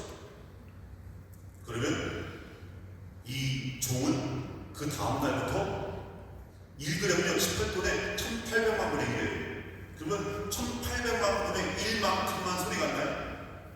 나머지는 다 소리가 잘 나고 1800만 분의 1만큼 소리가 안 나요? 아니에요. 이 종소리는 이제 어제 그 종소리가 안 나요. 네. 어제 종소리가 날 수가 없어요. 이 종은 1800만 분의 1만 안 나는 게 아니라 어제 종소리가 100%안 나요. 100%. 그러면 이 1g 18톤의 큰 범종 이 중에서 1g 1800만 분의 1밖에 안 되는 이 1g이 갖고 있는 값어치는 100%그 100% 전부가 됩니다. 이게 바로 하나님이 세상을 바라보는 시선이에요. 우리 눈에는 보잘것없어 보여도 그 보잘것없는 한 사람, 그 한 사람은 절대 없어서는 안 되는 소중한 존재인 거예요. 이게 하나님의 시선, 예수님의 시선이고요. 이 시선으로 세상을 바라봐야만이 우리 중에 돈이 없어서 죽어가는 사람, 돈이 없어서 치료도 못 받고 수술도 못 받고 약도 못 먹고 학교도 못 가고 이렇게 죽어가는 사람이 없고 다 살 수 있는 거예요. 다 모두가 다. 그래서 예수님은 우리에게 이 시선을 가져달라고, 이 마음을 가져달라고, 작은 것도 소중히 여기는 이 마음을 가져달라고, 너 없으면 안 돼, 이거 가져달라고 우리에게 호소하시는 거예요. 우리에게 성탄, 여러분 성탄 메리 크리스마스 하자면 성탄을 축하드릴 때 되는데 중국에 가면은 중국 우리 형제들 2명이 대만에 형제가 오잖아요. 제가 성탄 시기에 대만에 갔더니 메리 크리스마스를 그 나라 말로 뭐라 하면 성탄쾌락. 성탄쾌락. 네. 이게 메리 크리스마스의 중국어예요. 중국 한자식 표기. 제가 딱 그거 보고 확 받았어요. 그렇지, 성탄은 쾌락이지. 메리 크리스마스란 말보다 훨씬 마음에 아주 깊이 받았거든요. 우리나라는 쾌락이란 말이 좋은 의미로 잘 안 쓰잖아요. 쾌락하면 뭔가 유체적인 막 이런 거로 생각하는데, 쾌활쾌자가 쾌활쾌자. 이 쾌활쾌자가 어떤 의미냐면 막힘없다는 뜻이에요. 막힘이 없다. 그래서 쾌변. 막힘없이 그냥 한 바가지 싸는 거야. 막힘없이 뻘쩍지근하게 뭐 남는 게 없을 그냥 경기 위에 넘쳐요. 한 바퀴 했어요. 한 번에 얼마나 시원하고 통쾌, 상쾌. 이 쾌자예요. 육쾌, 상쾌, 통쾌. 이게 쾌자가 들어가면 다 아주 좋은 뜻이에요. 뻘쩍지근한 게 이만큼도 없고 막힘없고 완벽하게 순수하게. 이게 쾌자예요. 그러면 성탄은 쾌락이라는 뜻이에요. 쾌락. 그러니까 그 즐거움, 그 기쁨이 조금의 뻘쩍지근한 게 하나도 없이 막힘없이 완벽한 즐거움이라는 뜻이에요. 이게 쾌락이라는 거예요. 이게 좋은 뜻이죠. 여러분들도 이번에 성탄 때요, 우리 박성민 신부님한테 신부님 오늘 밤 쾌락하세요. 이 밤 쾌락에 물리치는 밤 되세요. 이렇게 인사. 그래서 우리나라는 쾌락에 이상한 뜻으로 자꾸 써가고 이 좋은 뜻이 이상하게 변질됐는데, 성탄은 진짜 한 점 특별도 없이 완벽한 즐거움. 이게 예수님의 성탄이에요. 그런데 곰곰이 생각해보세요. 예수님의 성탄이 왜 그렇게 기뻐요? 왜? 성탄 기사 끝나고 한잔하니까 기쁩니다. 이런 분들이 계시고, 사탄하고 선물 이런 것들, 그거 말고 성탄이 왜 기뻐요? 아니, 생각해요. 성탄 때 예수님이 근육질에 스포츠처럼 막 나쁜 놈을 다 물리치고 그 다음에 우리 마음에 안 드는 걸 다 물리치고 이렇게 초능력자 슈퍼맨으로 오면, 그러면 믿을만 하죠. 근데 어떻게 왔어요, 예수님이? 주먹만한 피덩어리로 왔어요. 피덩어리. 나도 죽겠는데 뭐가 기뻐? 더군다나 그 성탄 예수님 오셨을 때 예수를 맞이했던 목자, 가난한 목자들 있죠? 그 사람들이 나중에 부자가 됐다 이런 얘기 들었어요? 못 들었어요. 분명히 그 사람 가난하게 살다 죽었어요. 예수님께 오셔서 팔자 오셨다 이런 얘기 들어봤어요? 예수님 제자들이 팔자 오셨어요? 예수님처럼 똑같이 십자가 못 죽었어요. 다 순교했구나. 그죠? 예수님이 오셔서 팔자를 고친다면야 그게 기쁨이겠지만 그게 아니란 말이에요. 뭐가 기쁨? 예수님이 가신 길 십자가를 저 따라가기 때문에 예수님 팔자가 된 건데, 그 팔자가 보니까 순환과 순교, 물론 부활이 기다리고 있지만. 그런데 예수님의 탄생이 왜 기쁠까? 이걸 알아야만이 성탄이 기쁠 수 있는 거예요. 왜 기쁠까? 우리가 하나님의 구원 방식을 알아야, 하나님의 구원 방식. 이걸 알아야만 성탄이 기쁠 수 있어요. 하나님이 우리를 어떻게 구원하시는가? 어떻게? 예수님께서 말구 위에 오신 모습, 이 모습도 우리가 알 수 있어요. 예수님이 그냥 놔두면 죽어버리고 수밖에 없는 그 가난하고 약하고 여린 모습, 핏덩어리, 주먹만한 그 나약한 존재로 왜 오셨을까? 이걸 이해해야 돼요. 이걸 가장 쉽게 이해하는 방법이 있어요. 여러분들에게 양초를 하나씩 나눠요. 양초.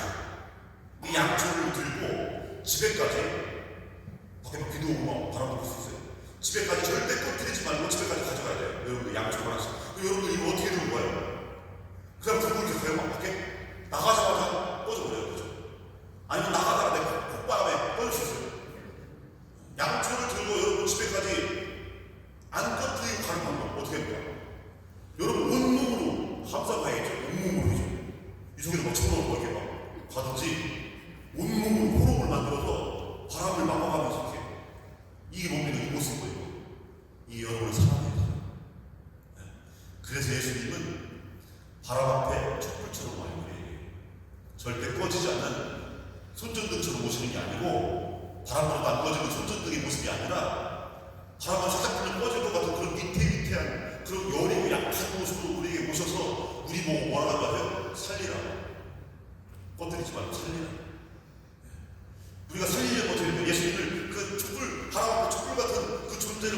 때는 아까 말씀드렸듯이 온몸으로 감싸잖아요. 이 뭐이게 사랑의 힘의 사랑.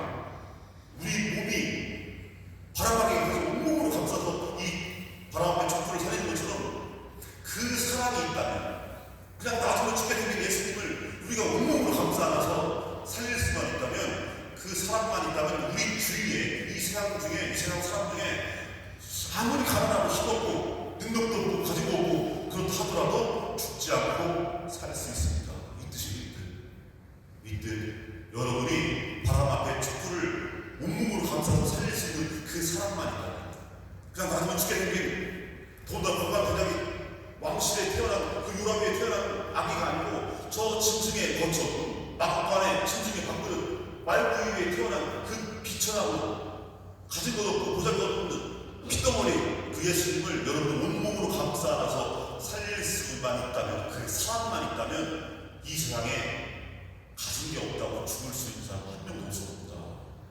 이거 얘기해줍니다. 그래서 그 사랑으로 서로를 살리십시오. 그래갖고 예수는 우리에게 살리라고 하십니다. 나도 살리라고. 그리고 그 사랑으로 서로를 살리라고. 이게 바로 예수님의 구원 방식, 하나님의 구원 방식. 이걸 이해할 때 핏덩어리로 오신 예수님을 그 성탄을 우리가 기뻐할 수 있는 거예요. 이걸 이해할 때 그때 비로소 메리 크리스마스가 나오는 거예요. 그때 비로소 성탄 회랑일 수 있는 거예요. 그걸 이해하지 않으면 성탄은 우리에게 기쁨이 될 수가 없습니다. 자, 그래서 그 마음, 그 작은 것을 살리는 그 마음이 우리에게 필요한 거예요. 모든 사람 다 존엄한데, 모든 사람 한 사람 예를 들어서 다 존엄해요. 그런데요, 각 한 사람한테 사정은, 형편은 다 같지 않아요. 어떤 사람은 100만 원이 없어도 사는 사람이 있지만, 어떤 사람은 당장에 먹을 것이 없는 사람이 있어요. 네. 그래서 우리는요, 모두를 살리는 삶 속에서 우선순위가 정해져요. 지난 인권주의, 대리주일에 대들주고 보면 제가 쓴 짧은 방송 나오는데, 제목이 우선순위예요. 만약에 5사람이 있고 있다. 한 사람은 대통령, 한 사람은 의사, 한 사람은 농부, 한 사람은 젊은이, 한 사람은 우리 분당 박성민 신부님이에요. 누구 구하시겠어요? 제 신부님 계시다고 붙이지 말고. 대통령, 농부, 의사, 젊은이, 분당 신부님. 그 강릉 그 주보에도 제가 썼지만 수영 못하는 사람은 수영 못하는 사람. 농부냐, 대통령이냐, 의사냐, 젊은이냐, 뭐 분당 신부냐 이게 중요한 게 아니고 수영 못하는 사람. 다시 말해서 가장 절박한 사람. 네, 그 사람을 먼저 소환하는 거예요. 그럼 가장 절박한 사람이 누구겠습니까? 가난한 사람. 그리고 우리 교회는요, 가난한 사람에 대한 우선적 선택이라고 합니다. 가난한 사람 우선적 선택. 그래서 예수님이요, 가장 밑바닥을 오시고 핏덩어리가 되죠. 그리고 우리에게 그 마음, 가장 가난한 사람을 발견할 수 있는 그 마음을 가져달라고, 가장 작은 것을 살릴 수 있는 그 사랑을 가져달라고 촉구하시는 거예요. 네. 아까 말구 위에 태어난 아기보다 더 비참한 아기가 어딨어요? 그 아기를 살릴 수 있는 그 사랑, 그 사랑으로 이 세상의 가장 작은 것들, 가장 절박한 것들을 외면하지 말고 살리라. 그 사랑을 촉구하는 거예요. 그러면 이제 이 강의를 마무리하면서 중간에 제가 화장실도 같이 드시면 안 되는데 살짝 조금씩 싸면서 많이 드세요. 그래서 알아서 잠깐 일어나서 이렇게 던져야 되고. 자, 그럼 우리 필요한 건 뭐냐? 그 작은 것, 우리 중에 가장 절박한 사람들, 가난한 사람들 발견해내는 그 감수성이 필요합니다. 그 감성이 필요해요. 그래야 그 사람을 잃지 않고 살릴 수 있는 거예요. 함께 살 수 있는 거예요. 우리 중에 잃어버린 양 한 마리, 그건 누군가를 알아야 돼요. 그래서 그 양을 함께 살리고 함께 살아갈 수 있습니다. 자, 그러면 이 작은 걸 바라볼 수 있는 눈이 필요한데, 이 분당의 사회복지분과가 있죠. 사회복지분과. 분당 사회복지분과 어서렁어서렁 와서 뭐가 할 때. 그래서 하면 되죠. 분당, 깜짝 놀랐네요. 분당 사회복지분과 우리 복동에도 있으시죠. 저도 이제 분당에 있을 때 분당 사회복지분과 하면서 제일 어려운 게 있어요. 제일 어려운 거. 아마 우리 복동 운동도 똑같을 것 같아요. 제가 사회복지분과 운영할 때 제일 어려운 거. 이게 뭐냐면 누가 절박한지 모르겠어요. 누가 가난한 사람인지 모르겠어요. 누가 당장 도움이 필요한 사람인지 모르겠어요. 보통 표가 안 나요. 그래서 아니 돈이 없는 게 돈이 있어요. 진짜 여러분들이 열심히 헌금 내고 교금 내고 하고 모아둔 돈이 있어요. 도와주고 싶은데, 근데 목마름, 근데 절박함, 조금이라도 보탬이 돼주고 싶은데 모르겠는 거예요. 그래서 아니 좀 알아보라고, 동성소로 가서라도 진짜 아니면 상관없으니까 좀 알아보라 해도 못 알아봐요. 그래서 맨날 그 사람 매달 그냥 도와주는 사람, 뻔한 사람만 도와드리는데 좀 더 알고 싶은데 몰라요. 옛날에는 겉으로 드러났어요. 딱 보면 그냥 들고 생긴 거 딱 그지까지 해서 저 그지구나. 알지만 요즘은 몰라요. 요즘은요 그냥 멀쩡해 보여요. 그 속사정을 몰라요.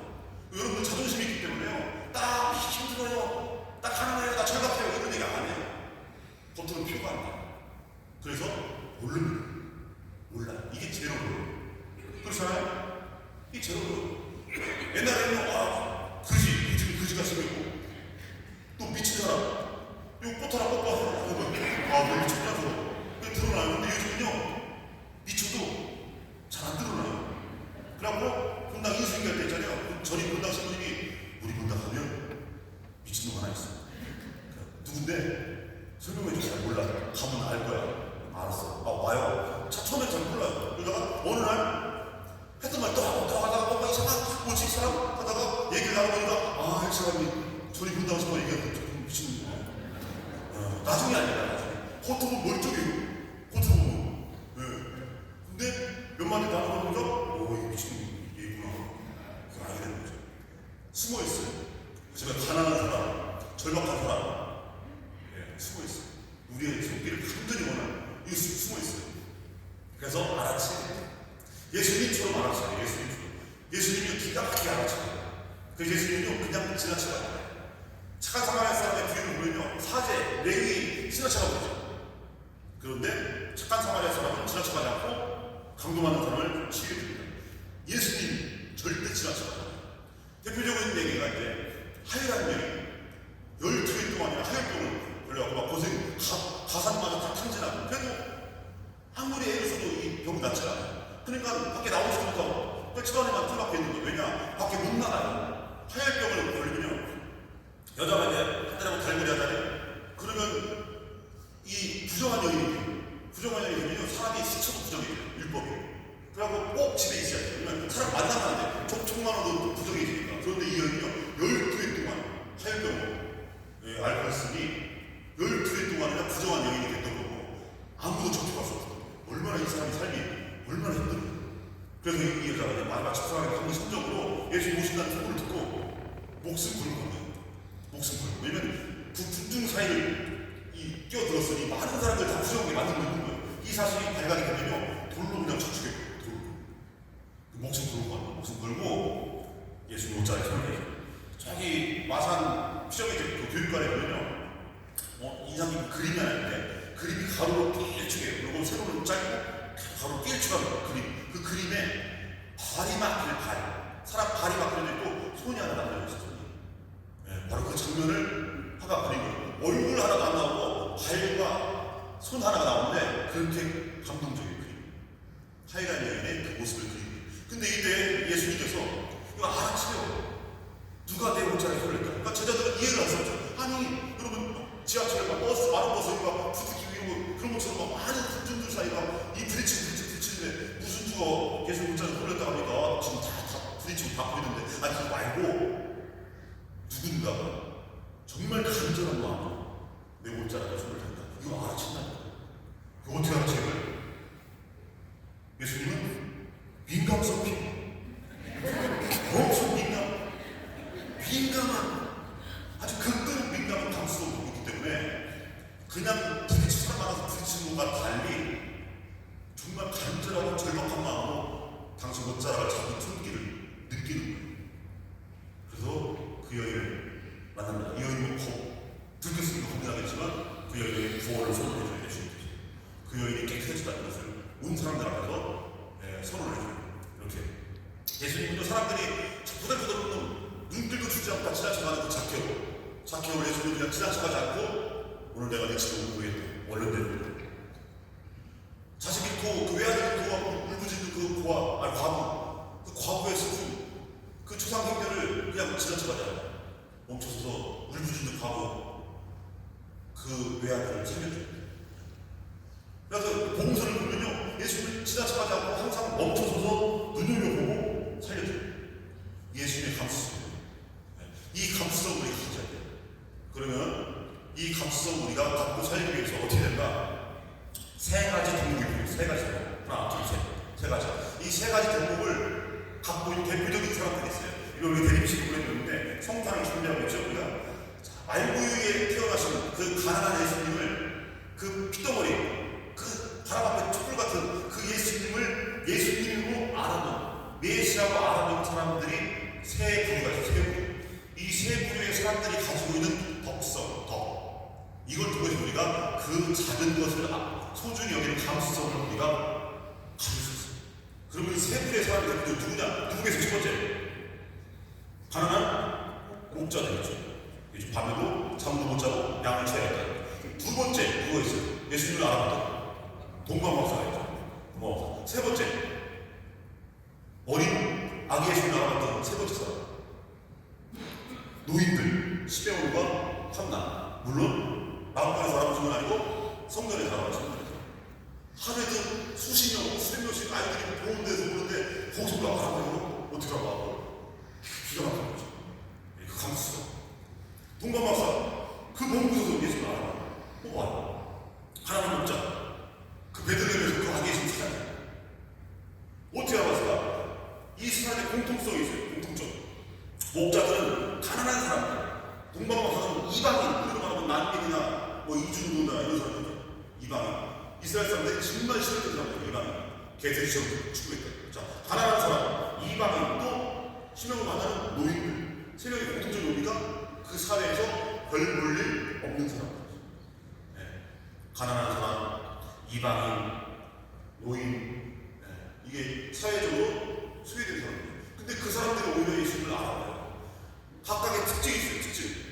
각각이 갖고 있는 장점이라고 할 수 있는 특징들. 뭐냐? 목자들은 가난. 이 가난이 예수님을 알아보게 만들어줘요.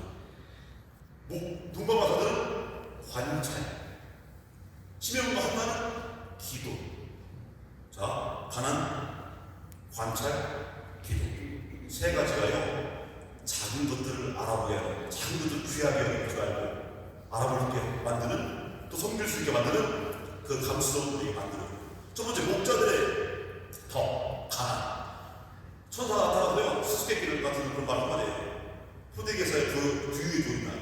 포대기에 쌓여 여기까지는 뭐 일반적이죠. 아기가 포대기에 쌓여 있겠죠. 근데 딴 데 누워있는 게 아니고 부유에 누워있다. 이게 수수께끼를 풀 수 있는 실마리가 되는 거예요. 목자들은 가난하기 때문에요. 밤에 잠도 못 자고 약을 치죠. 베들레헴이라고 하는 마을에 수많은 사람들이 와 있어요. 포도주 사는 거. 그 수많은 사람들이 와 있지만 이 아기 예수님을 찾아낼 수 있는 방법을 알고 있었어요. 목자들이. 뭐냐? 구유. 목자들은요, 그 베들레헴이라는 마을에 마구간을 다 알고 있어요. 마구간 계속하죠. 마구간이 어디 있는지. 그래갖고 마구간을 다 뒤져봅니다. 그때 딱 발견한 거죠. 어머니 아버지 함께 있는 아기 예수.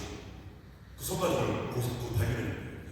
목자들이 가난하지 않았다면 결코 발견할 수 없는 거예요. 가난이라고 하는 건 우리가 정말 필요한 덕목입니다. 가난은 뭐냐면요, 이런 거예요. 여러분들이 요즘은 버럭키가 있지만 옛날 버럭키 없을 때 현관을 열쇠로 딸 때요, 주머니에 열쇠랑 뭐가 잔뜩 있어요. 뭐 잔뜩. 그러면요, 현관 앞에서 이거 꺼내죠? 잘 꺼내져요? 안 꺼내지죠? 한참 쓰죠. 그런데 주머니에 열쇠밖에, 딸랑 열쇠 하나, 열쇠 하나. 그러면 딱 손 넣자마자 딱 꺼내, 넣자마자. 아무것도 없으니까. 이게 뭡니까? 이게 선명함인데, 선명함은 어디서 오냐? 단순함에서 와요. 아무것도 없으니까. 이 단순함은 어디서 와요? 가난함에서 와요. 아무것도 없으니까 단순해지고, 단순하니까 선명해지고. 서울에 가면 별이 안 보여요. 왜 안 보이겠어요? 서울이 너무 밝아요. 서울이 너무 밝아서 하늘에 별이 안 보이는 거예요. 시골 가면 별이 잘 보이는 이유는 시골은 깜깜하잖아요. 별이 이렇게 잘 보이는 거예요. 너무 많아서 안 보여요. 너무 많아서 복잡해요. 복잡하니까 그 속에서 정말 소중한 것을 못 보는 거예요. 못 듣고, 못 보고. 그래서 비워야 보여요. 비워야 단순해지고, 단순해져야 선명해지고, 그래야 보여요. 여러분 유리창, 차 유리창에 뭐가 막 묻히면 안 보이잖아. 밖에 깨끗하게 딱 닦아야 잘 보이는 거죠. 그게 뭐예요? 비우면서 오는 단순한, 거기서 오는 선명함. 이 시대는요, 너무 뭐가 많기 때문에 오히려 소중한 것이 가려져 있어요.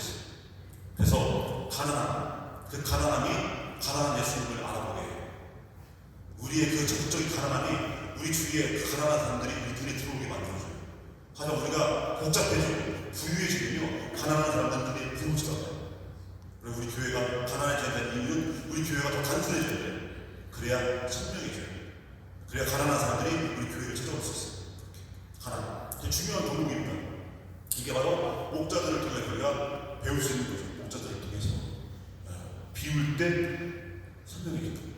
비울 때 너무 많아서 시골에서 길 찾는 거, 저기 있잖아, 거기 읍사무소 그 옆에 그 두 번째 집, 거기 약국 하나 집, 약국 옆에 바로 그 집이에요. 그 집 오른쪽에 뭐 개류실이라고 개류실이라고 써있는 그 집 옆집이요. 다 안 봐요. 서울에서 그런 식으로 길 못 찾아요. 큰일 나요. 서울은 뺏기는 아니고 간판이가 수도 없이 많아요. 뭐가 많으니까 안 보이고 단순한 거예요. 이게 우리 필요해요. 그럴 때 소중한 걸 잃지 않고 볼 수 있는 거예요. 두 번째, 동방박사들의 모습을 배울 수 있는 건 관찰. 동방박사들이 별을요, 허무한나 하늘 쳐다보고 별을 봤기 때문에 어제 어떤 별인 걸 알아본 거예요. 평상시에 별을 보지 않고 갑자기 그냥 오랜만에 하늘을 볼까? 봤다가는 저 별이 어제 있던 별인지 어떤 별인지 어떻게 알아요? 늘 하늘을 보고 별을 봤기 때문에 알 수 있는 거예요. 여러분 로또 복권 1등 당첨되는 사람이 왜 당첨되는 거예요? 로또 복권 1등 맨날 허무합니다 사는 분들이에요. 허무합니다. 월급에 내가 오늘 5천원을 복권을 사겠다 이런 사람들이 허무한 복권 사람들이 1등 당첨되는 거예요. 어쩌다 한번 조상님이 꿈에 나타났어 한번 사보자 이런 사람들은 초등학교 다 당첨 안 돼요. 조상님이 나타나고 얘야 내가 너에게 번호를 불러주겠다. 받아 적어. 할아버지 1, 2, 3, 4, 5, 6 보여주라고. 이게 당첨되겠어요? 당첨 안 돼요. 허무한 날 사는 사람들이 당첨돼요. 마찬가지로 동방박사들이요 별을 보고 허무한 날 봤기 때문에 어제 어떤 별이네? 따져봤더니 제왕의 탄생을 알려준 별이에요. 방위를 따져보니까 방위가 서쪽 방향이에요. 저기다. 저 가는 거예요. 늘상 늘 바라봐요. 관찰. 그래서요 아까 얘기했잖아요. 사회복지 활동할 때 사회복지국가 누가 어디에 있는지 누가 절박하고 누가 가난한지 모른다고. 그래서요 잘 관찰해야 돼요. 잘 봐야 돼요. 그래서 우리는요 보이는 대로 보면 안 돼요. 들리는 대로 들으면 안 되고 봐야 되고 들어야 돼요. 이게 적극적 경청, 적극적인 주시가 돼요. 들리는 대로 들으면 오해하게 잘 못 들어요. 보이는 대로 보면 잘 안 보여요. 내 몸을 움직여가면서 그쪽 그러니까 봐야 돼. 가서 내가 듣는 것과 다르구나. 내가 가서 봐야 돼. 신문으로 보는 건 다르구나. 이거 알아요. 여기 맨 끝에 계신 자매님이 저 끄트머리게 이제 말 전달하게 해가지고 이 자매님이 신발 하고요. 뒷사람한테 피해를 보고 신발 하면요 맨 뒤에 자매님이 뭐라고 그래요? 뭐라고 했어요? 신발 이런 거. 그럼 맨 끝에 있는 자매님이 저 앞에 계신 자매님 나한테 그 욕을 할 자매님이 아닌데 근데 들리는 대로 들으면 욕을 한 거예요. 들리는 대로 들으면 전해주는 대로만 들으면 그래갖고 그냥 가만히 있으면 계속 오해하고 살아요. 주장처럼 설명을 내가 평상시에 잘해줬더니 나한테 욕이나 했었고 그럼 마음속으로 그지가 들렸는데 그러면서 하지만 아니야 그럴 사람이 아니야. 발품 팔아야 돼. 뒤에서 일어나 와봐 앞에 가서 와서 선배님 혹시 정말 죄송한데요. 선배님 혹시 저한테 아까 신발이라고 하셨어요. 그 자매님 깜짝 놀라요. 아니 아까 보니까 신발이랑 나 말랑거려요. 그래서 그 신발이라고 하는데 그럼 그렇지. 자매님이 이거 성탄 선물로 신발이라고 사준 거 같은데 그것 때문에 얘기한 건데 오해가 풀리는 거죠. 직접 찾아와서 묻지 않았으면요 저 자매가 나를 욕하고 이렇게 이 그지 같은 자매 이렇게 되는 거예요. 하지만 직접 와서 직접 물어보니까 나 신발 선물 해주려고 세상에 신발을 뭘 받아준 거야. 이게 뭐냐 들리는 대로 듣는 것과 직접 가서 듣는 거에 차이죠. 우리는요 관찰이라고 하면 내가 들리는 것이 아닌 듣는 것이어야 돼요. 보이는 것이 아닌 보는 것이어야 돼요. 보이는 건 오해하기 싫어. 가봐야 돼. 봐야죠. 신문과 방송에 전해주는 거 가짜가 되니까 가짜다. 이만한 거 저기 이만큼만 떼갖고 딱 얘기하면 오해해. 이게 사실인지 아닌지를 알려면 직접 가서 듣고 봐야 돼요. 그 현장이 중요한 거예요. 제자들이 저절로 따라오는데 요한의 제자들이 예수님 말씀하십니다. 왜 따라와들이 듣고 계신데 뭔지 알고 싶습니다. 와서 뭐라고 해요? 보시오. 예수님 제자들 부르실 때 와서 보라. 그래야 알 수 있는 거예요. 이게 바로 관찰. 세 번째 오늘 세 번째 기도 치료가 하나. 그 많은 아이들이 성전에 공헌하러 오는데 그 많은 아이들 중에 어떻게 예수님 어떻게 알아보지? 거기 성서에 뭐라고 표현하냐면 성도에서 살다시피 했다고. 살다시피. 성도를 살다시피 늘 기도했어요. 기도는 뭐냐? 기도의 효과는 예수님이 비유로 말씀하신 이거와 똑같은 효과인데, 나는 포도나무요 너희는 가지다. 가지가 나무에 붙어있지 않아요. 말라피 들어서 열매도 맺지 못하고 불에 던져지죠. 하지만 아무리 보잘것없어 보이는 가지라도 나무에 붙어있으면 나무의 그 온갖 생명력이 가지에 그대로 전달돼서 포도를 맺게 되는 열매를. 기도는요, 가지가 나무에 붙어있게 해줘요. 그래서 우리가 사랑하기를, 기다리기를 포기하지 않게 해줘요. 참고 기다릴 수 있게 해주고, 사랑하기를 포기하지 않게 해줘요. 일곱 번이라도 용서를 시켜 해주는 거, 이게 가지가 나무에 붙어있을 때 가능한 거예요. 내 혼자만의 힘으로는 불가능해요. 선상산 법칙에 있듯이 나 혼자 스스로 할 수 있는 게 별로 없어요. 마찬가지로 이 영적인 차원에도 마찬가지로 내 혼자만의 사랑의 힘으로는 한계가 있어요. 내가 아무리 세상 사람을 사랑한다고 할 때 어느 순간 사랑하다가 신자분들이 저 친구님 오늘 면담 좀 하겠습니다. 제가 거기 겁도 보나 왜 면담을 한다고 하지? 그리고 딱 왜 그러세요? 그러면 들어서 못하겠어요. 구역장 반장과 모든 뭐 성목회 해갖고 들어서 못하겠다. 왜요? 아니 제가 다 참아요. 따로 다 참는데 제가 자존심이 상해가면서 내가 그 칭찬 듣자고 이런 얘기 하는 거 아닌데, 이런 오해까지 가지고 제가 그런 욕까지 얻어보면서 이거 해야 되겠습니까? 나 안 해요. 뭐 제발 해달라고 파리처럼 데려가면 제발 그러고 싹싹 빌고 빌어서 연말까지만 주세요. 연말까지 하면 연말에 가고 또 내년까지만 주세요. 이게 빌고 사람들은요, 내 힘만으로 살아간다는 거, 이거 힘들어요. 어느 정도까지 가지만 내 자존심을侵犯거나 내가 전화번호 선을 넘어서 없으면요, 나 못하겠다. 나 안 해야겠어. 나 못하겠어. 들어보시다 이거. 이렇게. 하지만 그럼에도 불구하고 들어보시다. 내 자존심만으로 짓밟아도 그래도 에이씨 해야지 라고 해주는 게 뭐냐? 가지가 나무에 붙어있을 때 이게 가능한 거예요. 여기 떨어져 나오는 순간 가지의 생명력은요, 금방 벗어져 버리지만 나무에 붙어있는 순간 이건 영원히 그 생명력이 자리하게 되는 거죠. 기도의 효과가, 기도의 효과가. 빗방울이 하나 운동장에 떨어지면 말라 붙어져 버려요. 우리는 그런 존재예요. 그런데 이 빗방울이 바다에 떨어져요. 바다에. 뭐가 돼요? 바다가 되지. 이게 바로 기도의 효과예요. 기도의 효과. 마르지 않고 닳지 않도록 해줘요. 그래서 끝까지 기다리게 만들어줘요. 아무리 상황이 힘들어도, 아무리 상황이 어두워도 희망을 갖고 다시 하루를 기다리게 해줘요. 이게 바로 기도의 효과입니다. 심령원과 한다는 모습.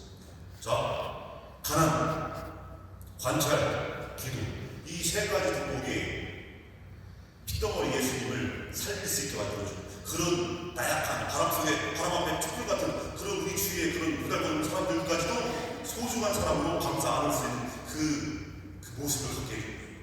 그런데 이 세 가지 덕목을 마무리하겠습니다. 세 가지 덕목을 한꺼번에 갖고 있는 사람이 있어요. 한꺼번에 기도, 관찰, 이 가난, 관찰, 기도를 한 몸에 갖고 있는 사람들이 있어요. 많아요. 이 세상에 되게 많아요. 이 세상에 많아요. 누구겠어요? 많아. 우리 주위에 지금 쉽게 생각할 수 있어요. 가난, 관찰, 기도 세 가지를 다 갖고 있어요. 그래서 얘네들은 기본적으로 작은 것들을 집중해요. 누구겠어요?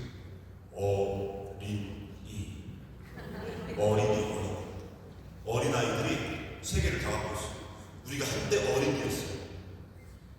하지만 그걸 버렸어요. 그 소중한 걸. 어린애들은요, 세 가지 덕목을 기본적으로 갖고 있어요. 가난, 애들은 가난해요. 약장수가 제일 싫어하는 얘기들이에요. 애들과. 왜냐? 땡겨놓고 돈 없는 놈들이 야, 가! 할머니 모시고 와. 이러고 있어요. 할머니들은 여기 있어요. 약장수들이 싫어하죠. 뭐 금수저,银수저 얘기할 때 그것도 애들이 주장하죠. 그건 부모님 때문에 그냥 그런 거지. 애들 자체, 애들 스스로만 보면요, 다 가난해요. 근데 아까 말씀드렸듯이 가난은 단순하지고 단순한 설명이 들어있죠. 그래서 복잡하고 많을수록 보지 못하고 듣지 못하는 것을 가난하면서 단순하면서 설명이 되기 때문에 그래서 어른들은 볼 수 없는 걸 보게 돼요. 어른들은 볼 수 없는 걸. 이 아이들이 보고 싶어요. 그래서 가난. 그래서 아이들은요, 단순하고 선명합니다. 고해성사 좀 돼요. 어른들이 고해성사 하시는 거 보면 저는 막 시부리도 다 되고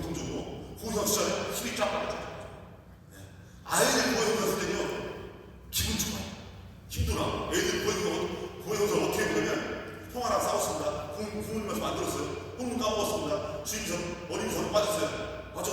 명쾌, 선명. 그러면 그래. 너 그러면 그러지 마. 그리고 그냥 예수님이 가슴 아파하셔. 네, 알겠습니다. 보석을 뽑아. 형한테 착한 일 한 가지. 예. 한단 말이야. 그러면 그 형사를 춤을 춰도 기뻐요. 그런데 거기다가 좀 이따가 어른들 미사할 때 그걸 보잖아요. 딱 들어와서 예, 고백하세요. 그게요 제가 그게요. 예 할거 예 하고 아니요 할거 아니요 하고 이게 아니에요. 제가 왜 그랬냐면요. 아니 생각해보세요. 생각해보세요. 뭘 나보고 생각을 해. 지가 생각해서 와봤으면 그게 한땀한땀하게 예전에 어느 할머니는요. 할머니 씹었을 때부터 얘기를 시작했어요. 맨날 고향을 해봤더니 그래야 결론은 뭐냐. 오늘 아침에 영감이랑 싸운 거예요. 성당 오기 전에 영감이랑 싸웠는데 참았어야 되는데 한마디 했다는 거예요. 이 말 하려고 씹었을 때부터 그래갖고 마지막에 이 말 참았어야 되는데 하지만 저는 그 얘기를 매 고향 때마다 다 들어요. 왜 그랬어요? 저는 마음이 온유하고 겸손하기 때문에 저는 고해서 아는데 절대 안 되고 다 들어요. 그래서 속으로 툭툭툭 언제부터 안 근데 이 어른들이 보여보자 뭔가 선명하지가 않아요. 뭔가 명쾌하지가 않아요. 예 아니요 하면 되는데 그게 아니고 그게 왜 그랬냐면요. 그게요 뭐가 복잡하고 그러니까 모호해지고 불투명해지고 근데 그것이 되게 성숙한 거라고 착각합니다. 우리 삶에 단순 선명함 이거 어린이의 모습을 배워야 돼요. 또 한 가지 어린이의 모습 관찰. 애들이 좀 관찰력 끝내줘요. 애들 주머니 지져보면 거기에요 딱지, 고무줄, 구슬 오만 쓰레기가 다 나오는데 어른들이 보기에는 쓰레기지만 아이들에게 되게 보물이에요. 아이들 구슬하면 딱 이 속에 우주가 들어있어요. 이 고무줄을 막 온갖 것을 배정되는 막 그냥 기가 막힌 보물. 어른들이 그냥 쓰레기를 보는 거지 아이들은요 작은 것도 크게 보고 보잘것없는 것도 소중하게 해요. 여러분들 어렸을 때 다니던 초등학교 운동장 커서 가보셨어요? 그런 분 계실 거예요. 여러분 다니던 초등학교 운동장 커서 가보면요 손바닥만 해요. 그죠? 그런데 어렸을 때는 어떻게 돼요? 만중을 봐요. 만중을. 어렸을 때 그렇게 넓었던 초등학교 운동장이 지금 가보면 와 이거 뭐야 이렇게 싸웠나? 뭐냐? 그때 내가 유치했었구나. 이게 아니에요. 이제는 어른애가 스케일이 커졌구나. 내가 이게 아니라 아이들의 능력이에요. 아이들은요 작은 것도 크고 보잘것없는 것도 소중해요. 어렸을 때 선생님들 막 위대해 보이죠. 초등학교 선생님 막 할아버지 선생님 할아버지 지금 생각해보면 나보다 어린 분들이었어요. 제 나이보다 어린 사람 40대 후반 이런 사람들 오늘 초등학생 때 할아버지 지금 생각해보니까 애들이었구나. 이게 느껴지죠. 그런데 아이들은요 위대하게 작은 것도 크게 보잘것없는 것도 소중해요. 어려서 먹는 불량식품 지금 드시라고 못 먹어요. 맛들이 없어서. 어렸을 때 뭐가 그렇게 맛있었나? 이것도 애들이 뭘 몰라서가 아니라 그 작은 것도 소중히 여기는 그 능력이기 때문에 이게 뭡니까? 아이들의 관찰이에요. 애들한테는요, 여러분 그러면요 예수님이 마음 아파하셔요 얘기하잖아요. 애들이 진짜 그렇다고 생각해요. 그럼 뭐 다시 잠들겠습니다. 그래요. 어른들한테 여러분들이 그러면요 예수님이 가슴 아파하셔요. 여러분들 뭐라고 반응합니까? 아 예. 그렇다는 거지 뭐. 그러니까 아이들은요 하느님이 살아있어요. 하느님 나라가 살아있는 거죠. 산타크로스 할아버지 물론 진짜 아버지 지원까지만 애들한테는 산타 할아버지 세계가 부들부 사슴수가 있어요. 아이들의 특별한 능력 관찰. 마지막으로 아이들의 기도. 아이들이 무슨 기도가 합니까? 아니요 아이들도 24시간 기도해요. 24시간 아이들은 아이들의 기도가 뭔지 아세요? 엄마! 이게 기도예요. 이게 여러분 기도가 뭡니까? 한마디 표현할 수 있어요. 아이들이 엄마한테 엄마라고 부르는 게 기도예요. 이게 이런 마음으로 기도해야 된다. 이게 기도의 본질. 아이들은 그래서 엄마, 아빠, 형 24시간 끊임없이 기도해요. 본인 스스로 할 수 있는 게 별로 없어요.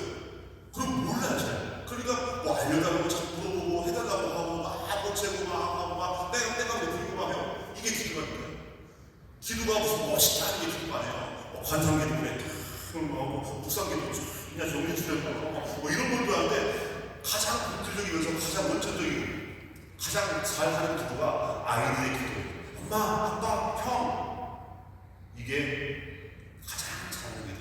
그래서 애들은요 24시간 기도하는 아이들이에요.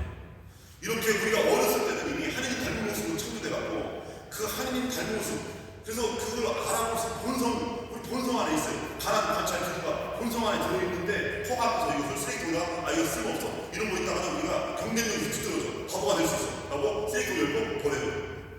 그리고 나는 어른이야 이제 나는 어른이야. 그러니까 이 소중한 걸 잃어버린 거죠. 그래서 이 소중한 걸 되찾아야 돼. 그래서 예수님께서 제발 좀 너희들 어른 행세하지 말고 어린이처럼 돼요. 어린이처럼. 하늘나라는 어린이와 같은 일이 되고 싶어요. 어린이처럼 돼야만이 핏덩어리 아리 예수님을 끌어안고 그 보호하고 살리기 위해서 온몸으로 그 바닷가 앞에 촛불과 같은 그 존재를 살리기 위해서 내 온몸으로 감쌀 수 있는 그 모습, 그 모습을 우리가 어린이가 같이 될 때 우리가 찾을 수 있는. 그럼 이 세 가지 가난 관찰 기도 이거 한꺼번에 보면 아이들의 이 모습 이거 한마디로 표현하게 됩니까? 사랑이에요. 사랑을 하게 되면요 어린이의 모습을 되찾을 수 있어요. 사랑하게 되면요 기도할 수밖에 없고 사랑하게 되면 관찰할 수밖에 없어요. 사랑하게 되면요 모든 걸 비워주고 싶어요. 내가 누군가를 사랑하게 되잖아요. 기꺼이 줘. 기꺼이 가난해줘. 단순해져요. 그래서 선명해. 그 사람밖에 안 보여요. 사랑하게 되면 주의 깊게 봐요. 내가 사랑하는 사람 그 사람과 한마디만 주의 깊게 사랑하게 되면 관찰력 기가 막히게 뛰어나요. 사랑하게 되면 기도하게 돼요. 우리 사랑이 끝나지 않도록 현존하게 기도해요. 그리고 내가 사랑하는 저 사람이 불행해지지 않고 슬퍼지지 않고 행복해지지 않고 기도할 수밖에 없어요. 가난 관찰 기도는요 어린 양의 모습이지만 이 모습을 회복하는 길, 유일한 길이 뭐냐? 우리가 사랑을 회복할 때 이 모습이 우리 안에 자리하게 되고 그 사랑으로 그 작은 아기 예수님을 온몸으로 감싸할 수 있고 그 사랑으로 그런 사람들 세상 속에 자리하는 절박하고 가난한 사람들 그 사람들을 죽도록 내버려두지 않고 그 사람들을 끌어안을 수 있는 거다. 그 사랑이 있어야만이 이 성당이나 문탄에 그냥 틀어박혀 하고 여기서만 돌로 만든 십자가 쇠로 만든 십자가 바라보지 않고요 사랑이 있을 때 세상을 바라보게 되는 거죠. 세상 속에서 그 구원을 향한 길을 세상 속에서 찾고 나아갈 수 있도록 만들어줍니다. 긴 시간 함께해서 감사합니다. 긴 시간 마무리하겠습니다. 한 시간 44분을 쉬지 않고 이제 이제 화장실도 안 가시고 물론 다 많이 좋겠지만 원래 그런 또 기술 같은 것 되게 또登録하실 수가 없다. 그래서 이렇게 긴 시간 들어주셔서 너무 감사드리고요. 또 우리 신부님 초대해 주셔서 감사드리고 제가 못다한 이야기는 제가 7월달에 책을 하나 썼어요. 사랑은 늘 미안하다. 제목 기억하시지 않습니까? 사랑은 늘 미안하다. 원래 사랑해보신 분 아시죠? 주고 줘도 더 주고 싶죠. 그죠? 제가 이제 그 집에 어쩌다가 한 번씩 가는데 명절 때 저 다 좋아해요. 애들이 다 사형제 신부고 막 누나 수녀고 막 이러니까 다 좋은데 다 한 가지 안 좋은 거 있어요. 우리 뭐 황금 덩어리 막 있어 막 그것 때문에 싸움 나거나 이러잖아요. 싸움 날 일 없잖아요. 며느리 없잖아요.